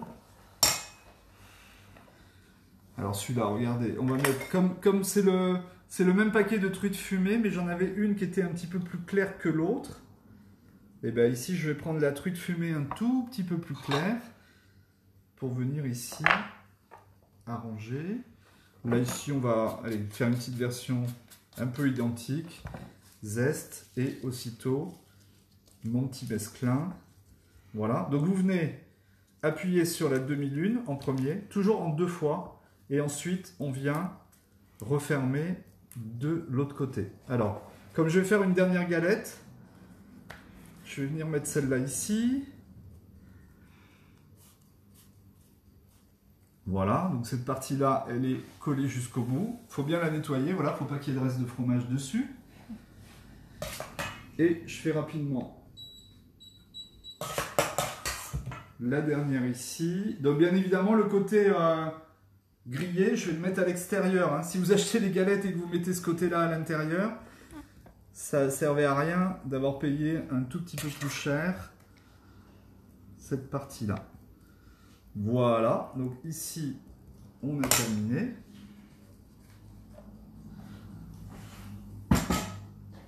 On va venir, bah tiens, avec la truite à nouveau, terminer cette petite préparation. J'ai un petit faible en ce moment, enfin depuis quelques années, même pour la truite fumée, qui a été quand même un petit peu plus respectée que le saumon. Je rappelle qu'à Bordeaux, vous avez, pour celles qui sont à Bordeaux, pardon, sur les boulevards, le saumon bordelais, à la barrière de Pessac par exemple. Vous avez aussi une marque qui vient de sortir qui s'appelle le saumon bordelais aussi. Voilà, vous pouvez acheter des saumons de qualité dans le coin. On repart, petit trait, et hop, on vient fermer à nouveau. Alors là, forcément, cette fois-ci, ça va partir sur la planche puisque du coup, j'avais terminé sur ma dernière session. On les laisse comme ça, je vais vous montrer comment on va les découper pour faire un super joli truc.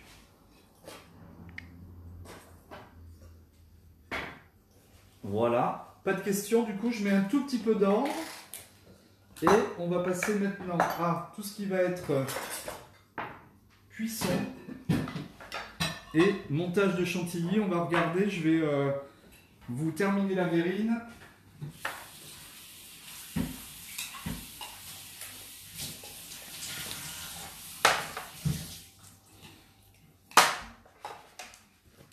Voilà, ici on est bon. Et ici on est bon. Alors, 2 petites choses que j'ai mis en route. On va avoir d'un côté, ici j'ai mis une poêle en route. On va commencer à faire cuire un petit peu nos blinis.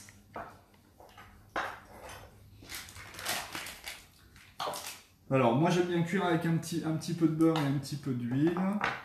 Voilà. On prépare la poêle tout simplement. Ici ça va fondre et quand ça va se mettre sur la pâte, on va être un petit peu plus tranquille. Voilà, j'enlève au fur et à mesure ici. Et là je vais prendre une petite louche tout simplement. Voilà. Ici. Ensuite on va faire une autre petite préparation qui va être tout simplement de venir cuire légèrement nos petites crevettes, parce que je vous rappelle que moi j'avais pris aujourd'hui des crevettes, enfin des gambas crues, donc il va falloir les arranger un tout petit peu.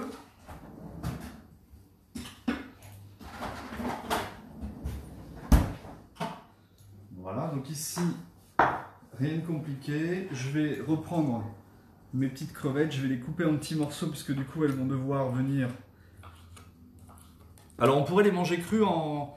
Ça se mange cru en tartare. Hein. Il y a Séverine qui dit ça a l'air très très bon. Alors ça va être encore meilleur quand on va tout dresser. Je garde ici la petite partie queue un petit peu plus large pour juste décorer ma verrine. Voilà, je vais monter mon feu bien évidemment. Hop. Je vais récupérer donc, souvenez-vous, la pâte d'avocat qu'on avait préparée.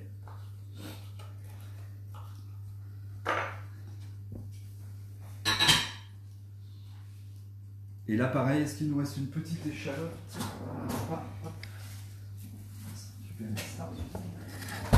Ici, on va émincer une petite échalote rapidement. Et on va faire cette préparation à la poêle. Pendant ce temps-là, on va préparer toutes les verrines. Je regarde l'heure puisqu'il nous reste une petite vingtaine de minutes, donc on va faire attention. Voilà.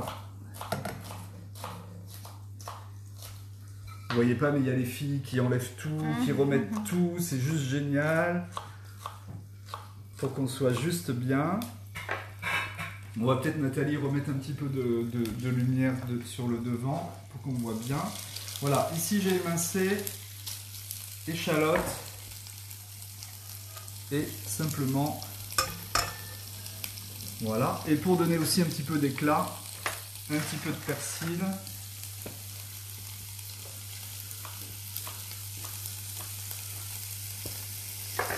Qu'on va mettre lui juste à la fin. Voilà, donc là l'idée c'est de... Vous voyez comment elle change de couleur hein, très très vite. Oh là là, puis alors là, je vous raconte pas, dès qu'on s'occupe de la crevette, il y a une odeur juste de dingo. Alors, on a ici notre préparation qui est prête pour faire tout simplement nos petits blinis. Et vous allez voir que là sur le blinis, il y a un petit peu de secret. C'est qu'en fait, simplement, on va attendre que ça bulle un petit peu. Et ça, c'est assez important. Alors, chose que je fais souvent, regardez, vous vous êtes dit, le chef, il met beaucoup de gras. En fait, je voulais juste que mon beurre et mon huile soient fondus. Voilà. Donc, je viens mettre ici. Et ce beurre et cette huile fondue, c'est ce qui va me permettre tout simplement, au fur et à mesure que je vais faire mes cuissons, de venir rajouter un petit peu de gras au fur et à mesure. Alors, on regarde toujours à ce qu'il y ait que la poêle soit assez chaude. Donc vous pouvez déjà mettre un petit peu de pâte à blinis si vous voulez pour voir ce que ça donne. Pour l'instant, ma poêle n'est pas suffisamment chaude. Donc on va venir ici récupérer notre petite préparation. Et je peux vous dire que ça sent bon. Hein. Voilà, là c'est prêt. On dirait presque de l'écrevisse. Quand ça c'est terminé, vous mettez un petit peu de persil, vous éteignez votre feu. Voilà, ça c'était juste la préparation dont j'avais besoin.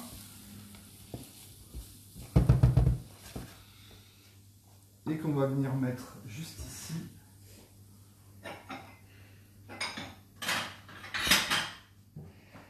Parce que j'ai tout simplement besoin qu'elle refroidisse un petit peu. Il y a Séverine qui dit, c'est quoi les poupées très colorées derrière vous? Ah alors, les filles que je vous raconte ici, ici c'est l'atelier maison, hein. Pour celles qui sont venues, vous connaissez.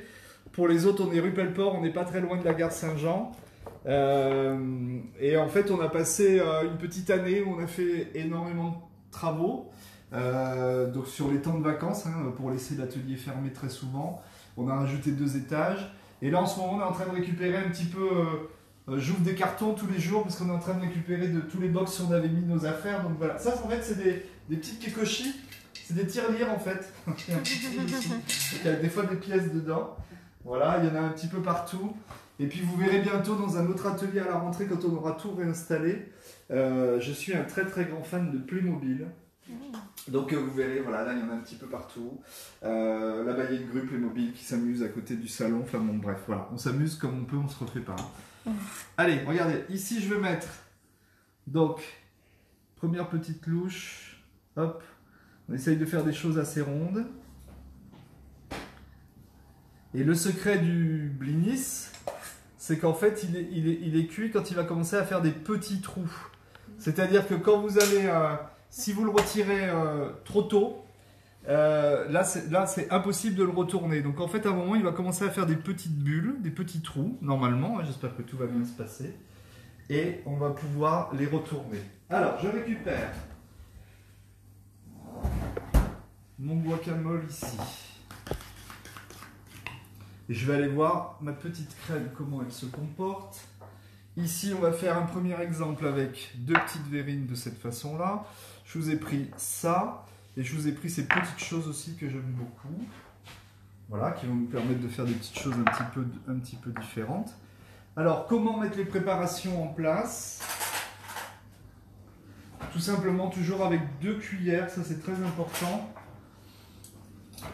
Une cuillère qui prend et une cuillère qui pousse. Regardez, là je prends une cuillère qui prend et qui vient au fond pour se mettre en place. Souvent vous voulez faire ça vous, donc du coup ça part un petit peu en cacahuète. En fait vous venez simplement posez votre préparation. C'est aussi bête que ça. Je plonge et je pose. Et comme ça, vous n'avez pas à nettoyer les parois. Vous savez, souvent vous vous embêtez à vouloir nettoyer les parois. Je prends, je plonge et je pose. Regardez, ici, là. Là, je crois qu'on est chez Guy Degraine. Ouais, c'est ça. Ça, c'est somptueux. Petit cadeau de Noël. Alors ça, c'est super. Hein. Ici, là. Voilà, exemple. Je m'applique parce que les filles emmènent toujours une partie de ce qu'on fait. Donc, il faut quand même que ce soit bien fait. Sinon, je vais me faire engueuler. Voilà, regardez. Là, c'est une verrine un petit peu plus gourmande, un petit peu plus généreuse. Voilà. Ici, du coup, je vais prendre mes petites gambas. Je vais juste les poser dessus. Tac. Voilà. Ça, vous le faites pour l'apéro. Vous dites que vous l'avez pris chez le traiteur du coin. Et puis après, une fois que c'est mangé, vous expliquez que c'est vous qui l'avez fait quand même. Voilà, ça pour Noël, c'est super. Hein. Tac. On met dessus. Voilà. Hop. Alors, ça pour l'instant, on va le laisser là. Moi, je vais sortir. On va revenir sur les petits blinis. On va voir comment ça se passe. Je vais sortir la crème pour la monter en chantilly. Il nous reste 20 minutes. Et bien, regardez, voilà, ça y est. Nos petits blinis, là, ils sont en train de faire des trous. Alors, qu'est-ce qui va se passer, les filles? Plus votre préparation... La mienne, elle est un petit peu... il lui manque encore un petit peu de chaud. Hein. Il fait un petit peu froid ici à l'atelier. Vous voyez, on commence à voir les premières bulles qui arrivent. Il faudrait qu'elle ait bullé un tout petit peu plus. Voilà. Il y a juste que là, on est sur une atmosphère un petit peu froide, donc ça a pris un petit peu de temps. Voilà. Regardez, ici, voilà, c'est ça que je voulais vous montrer. Quand ils font des trous, ils bougent tout seuls. Tant qu'ils n'ont pas fait les petits trous, c'est un petit peu compliqué à bouger. Voilà. Et là, hop, on va les retourner. Alors les premiers, c'est toujours pareil, vous allez voir que les premiers, ils n'ont pas la même tête que les autres. C'est toujours pareil, hein, quand vous faites dans une poêle à crêpes, la première crêpe, elle a jamais la même texture que les autres.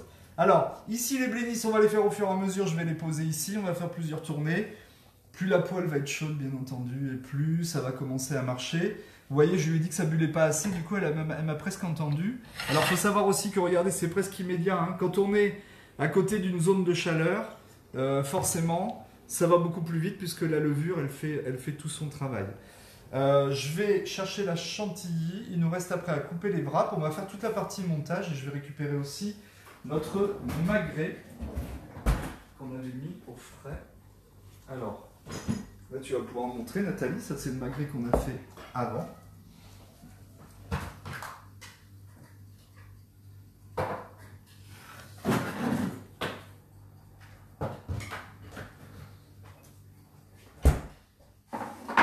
Maintenant, je vais récupérer donc ma chantilly.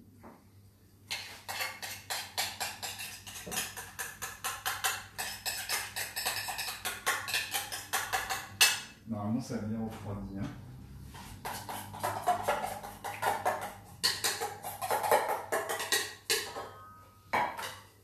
Alors, ici, je vous montre la chantilly que j'avais mis moi au fraiseur parce que je voulais qu'elle refroidisse très vite. Je rappelle que ça, tout à l'heure, c'était... échalote, crème, carapace et tête de crevette qu'on a fait cuire 10 minutes, mixé et qu'on a mis, qu'on a passé au chinois. Si vous voulez le faire la veille, vous passez au chinois, vous laissez refroidir et vous la laissez au réfrigérateur tranquillement avec un film alimentaire par-dessus. Je vais la mettre à monter ici gentiment. Voilà, dans le robot.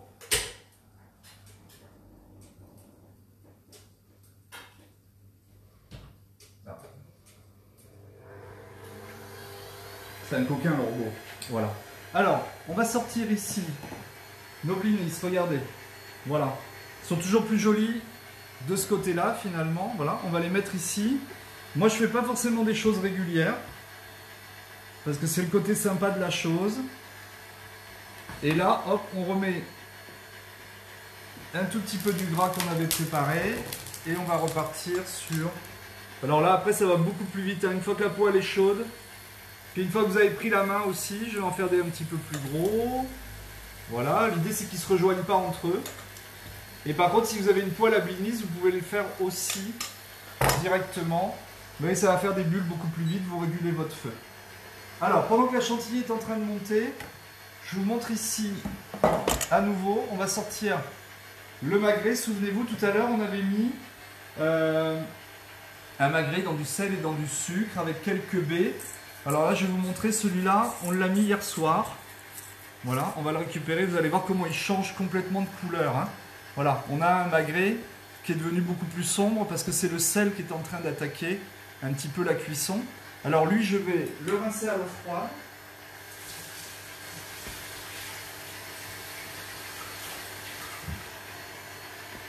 Voilà. Et venir tout simplement avec un autre chiffon sec. Je vais venir le sécher complètement. Voilà. Hop. Lui, on va venir le découper. Donc vous allez voir à l'intérieur ce que ça donne.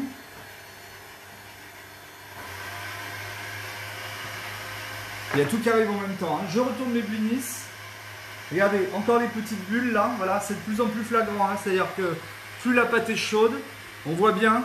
Ne cherchez pas à les tourner tant qu'il n'y a pas les bulles. Hein. Sinon, vous allez, ça veut dire que toute cette partie-là, elle n'est pas prise. Donc vous allez plus faire de bêtises qu'autre chose. Voilà. Hop, on retourne.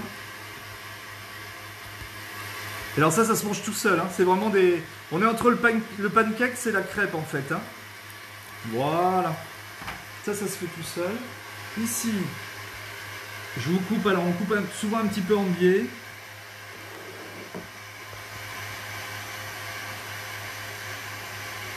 Voilà. Alors plus vous allez le passer au sel, et forcément, plus il va prendre une couleur de charcuterie. Hein. Plus il va changer de couleur, évidemment.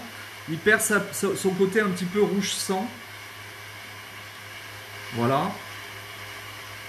Donc celui-là, il lui manque encore quelques heures. Hein. C'était juste pour vous montrer en tout cas comment cette partie-là devient un petit peu plus foncée. Et vous voyez bien que là, on a un tout petit fond d'eau au fond, mais il manque un petit peu. Je vous dis 19 h le soir jusqu'aux 19 h le lendemain. Alors, ici, je laisse ça. On va faire un petit montage. Ici, je vais mettre à fond. Voilà. Et on va monter ça en chantilly simplement. On va récupérer nos wraps. Merci.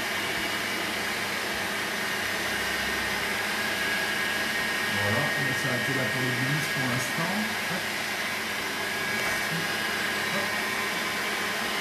Voilà. Alors, il y a un petit peu de bruit pour l'instant. Je ne peux pas ne pas faire de bruit, hein. C'est toujours un petit peu compliqué.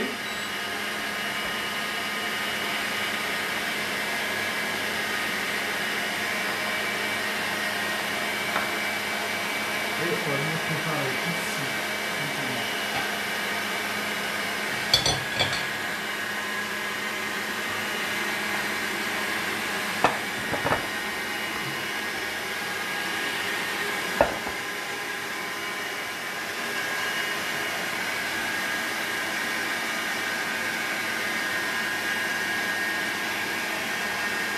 On y est presque.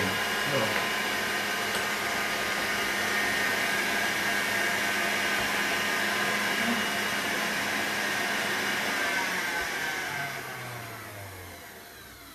Hop. Si tout va bien. Voilà. Là, ce que je voulais, c'était un petit peu comme une crème fouettée. Vous voyez, ça fait ce qu'on appelle le bec d'oiseau. Donc ensuite, ça peut être encore plus monté. Là, pour l'instant, on va s'arrêter là, mais vous pouvez la monter un tout petit peu plus, hein, si vous voulez. Hop. Voilà. Alors, le magret est coupé, on va voir comment faire un petit assemblage maison. Ce que je fais pour le wrap, c'est qu'en fait, je viens d'abord le couper au milieu, regardez. Donc là, on va se retrouver avec tout ce qu'on avait mis à l'intérieur. Et ensuite, à chaque fois que vous allez vouloir le couper, vous calculez à peu près 1 cm là d'épaisseur et vous venez couper un petit peu en biseau. C'est-à-dire qu'il doit me rester une partie plate et une partie en biseau. Cette partie-là, bien évidemment, je viens la récupérer ici, tout droit. Vous allez voir où je veux en venir. Là, on récupère à nouveau en biseau et là, on récupère tout droit. L'avantage en cuisine, c'est qu'il y a une petite partie, ça c'est pour les gourmands. Vous allez pouvoir boulotter, comme on dit, au fur et à mesure. Ici, je redécoupe en biais. Je redécoupe bien évidemment tout droit. Et là, je redécoupe en biais. Je vais vous refaire la manip avec un autre wraps. Toujours très important d'avoir sa planche propre. Auquel cas, sinon, vous allez tâcher un petit peu vos wraps. Donc toujours pareil, ici, moitié. Ne cherchez pas à appuyer, hein, il faut vraiment tronçonner. Sachant que là, on fait tout à la suite. Ces wraps-là, vous les mettez dans un film alimentaire, vous les laissez un petit peu au frigo. Ils vont se densifier. Ça va s'humidifier un petit peu. Donc ça va être beaucoup plus facile à couper après. Hop. Allez, je vais vous montrer comment faire. Juste un petit plateau. Repas apéro. Ça, c'est super pour Noël. N'en faites pas trop, par contre, ça peut être un petit peu bourratif. Donc on fait quand même un petit peu attention. Je vais vous montrer. Ici, on va faire le passage en temps réel. Regardez. On met simplement sur cette assiette-là. Vous les mettez un petit peu dans tous les sens. Vous les mixez entre eux. Tac. Voilà. Petit truc tout bête.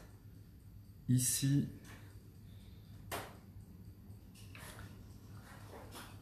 Voilà. Vous les tournez un petit peu. Tête bêche. Vous allez voir qu'avec ça, vous allez marquer des points, les filles. Hop. Voilà. Truc tout bête. Hop, on va essayer de faire quelque chose d'harmonieux. Voilà. Là aussi, toujours pareil, si vous voulez remettre un petit peu de... Ouais, celui-là, il est en trop. Hop. Vous voulez remettre un petit peu de peps. Regardez, sur une assiette noire. Ça jette, hein. Tac, de suite. Là. Tout à l'heure, j'avais des petites graines de pavot. On pourrait en remettre aussi un petit peu sur le dessus. Voilà. Je vous mets ça ici pour faire ce que vous voulez. Là, ensuite, on peut présenter... On va faire ici... Petit blinis. Voilà. Hop, on va en mettre un plus petit. Ici, tout simplement. Ça peut être recroquevillé de cette façon-là. Vous voyez, vous présentez simplement si vous voulez faire une petite entrée, vous pouvez faire des petites rosaces. Voilà, ça se mange tout seul. Une petite question oui. De Catherine. Donc, quand on n'a pas le robot, mais plutôt un batteur à fouet pour être plus assuré de bien monter la chantilly, est-ce qu'il y a quelques astuces? Non, on met le fouet. Ce qu'il faut, c'est la cuve et la crème, il faut l'avoir mis au réfrigérateur pour que tout soit bien froid. Après, on se met pareil dans l'évier et on va battre tout ça dans l'évier parce que souvent, ça a tendance à éclabousser un petit peu. Voilà, donc on fait attention. Voilà. Allez, je fais un dernier petit dressage ici, regardez. Ça peut être ça aussi, simplement avec les blinis.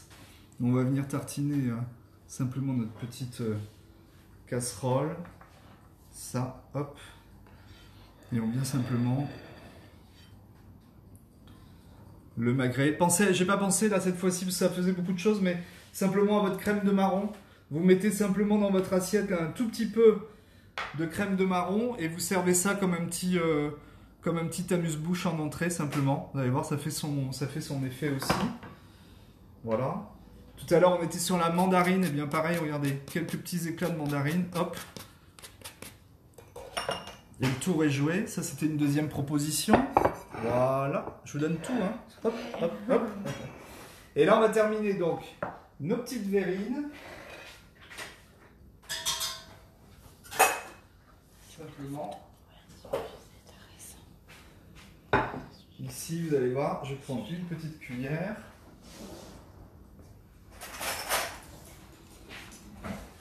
Et de la même façon, on va venir terminer. Donc vous voyez, vous venez de mettre votre chantilly ici à l'intérieur.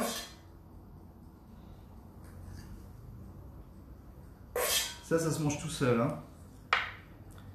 Là. De la même façon, on peut venir en mettre un petit peu ici, là. Voilà. Pareil ici. Alors, je viens juste poser dessus. Pourquoi? Parce que ce que je voulais, c'est qu'on voit... En transparence, on continue de voir nos petites crevettes, sachant qu'après, rien n'empêche tout simplement de venir aussi mettre une petite crevette par-dessus, simplement pour redonner un petit peu d'éclat à la chose, même si là j'aime bien comme ça, sans qu'il y ait forcément de petites choses par-dessus. Et là, vous pouvez venir mettre un petit peu de persil ou d'autres petites choses. Voilà. Donc voilà une autre proposition. Oh, mais ça va être une vraie table de fête. Voilà, hop. On va mettre ici. C'est Noël avant l'heure. L'autre petite verrine. Et je vous montre ici, si vous avez envie de faire une version un petit peu différente, on peut aussi très bien travailler le guacamole que vous venez poser simplement dans une assiette. Vous venez juste faire un petit trait comme ça. Vous déposez. C'est beau, hein? Ouais. Oh là là. Vous déposez vos différents éléments, les filles. Voilà. Ça, c'est pas compliqué à faire hein, pour Noël. Hop. C'est assez rapide. Voilà, regardez. Hop. 2-3 petits zibouibouis autour. Tac. On vient récupérer un tout petit peu de chantilly à mettre dessus. Par-ci, par-là. Hop. On aurait pu faire des petits points, mais vous savez que moi, je suis toujours un petit peu... c'est toujours un petit peu franchouillard hein, ce que je vous sers. Voilà, et on remet... Regardez, j'ai tellement d'agrumes sur ma râpe que finalement, il y a toutes les couleurs qui se superposent. Voilà, on va mettre ça ici. Je te mets là. Comme ça, c'est bon. T'arrives à tout prendre? Voilà, je fais le tour et j'attendais de pouvoir allumer une bougie avec joli. Magnifique. C'est Noël, ça y est. C'est Noël, voilà. Ah, c'est clair. Allez, si tu veux bien. Ça, c'est des bougies que j'ai achetées l'an dernier à la fête de la Brède. À la Brède, justement. Voilà. C'est super beau. Et ça sent super bon. Et ça sent super bon. Voilà les filles, il est 5h moins 3 minutes. Vous savez que moi je suis tout le temps en retard, mais là on est devenus les pros du timing. Donc les petits blinis, le magret séché, laissez-le suffisamment longtemps, la petite verrine avocat, c'est rien de compliqué. Les petits wraps aussi que vous allez pouvoir manger ensemble. Je remercie encore Audrey qui a été à la réalisation, qui est restée derrière pour poser des questions. Ça, c'est les équipes de l'Institut Bergonnier. Je remercie Nathalie qui est déjà depuis plusieurs mois avec nous, qui est en reconversion, qui apprend la cuisine et qui veut aussi donner ses cours de cuisine en ligne. On la retrouvera, voilà, on continuera de raconter l'aventure en 2021. C'était Chef Jésus à l'atelier. Il n'y a pas d'autres dates donc, pour 2021. On reste en contact, donc vous avez sur les petites fiches techniques, je vous ai mis chefjesus@orange.fr, il y a mon numéro de téléphone. J'adore recevoir vos textos, j'adore recevoir vos préparations. Continuons de rester en contact sur les réseaux sociaux. J'espère qu'on aura plein de nouvelles dates en 2021. On y travaille. Likez la page de l'Institut Bergonnier. Et est-ce qu'il y a quelques petites questions avant Non, mais merci beaucoup pour tout super, encore une fois. C'est moi qui vous remercie. Bravo et merci pour votre partage, appétissant, enfin... On est combien là? Que des éloges. On est restés tous ensemble? 10, ouais, c'est ça, ouais. Ce qui est formidable, c'est qu'on parle souvent voilà, des gens qui viennent s'inscrire et qui partent très vite. Et là où vraiment je vous remercie les filles, c'est que c'est un vrai rendez-vous. Vous êtes là à 15h, vous lâchez à 17h. Moi, ça me fait super chaud au cœur de voir que vous restez avec moi parce que moi, le premier, je ne sais pas si je resterai 2 heures derrière un écran. C'est pour ça que j'essaye d'être le plus complet possible, de vous amener plein de choses. Je vous souhaite de très joyeuses fêtes de fin d'année. Portez-vous bien, faites attention à vous et je vous dis encore l'immense bonheur que j'ai à partager ces moments avec vous. C'était Chef Jésus à Bordeaux. Je vous embrasse et je vous dis à très vite.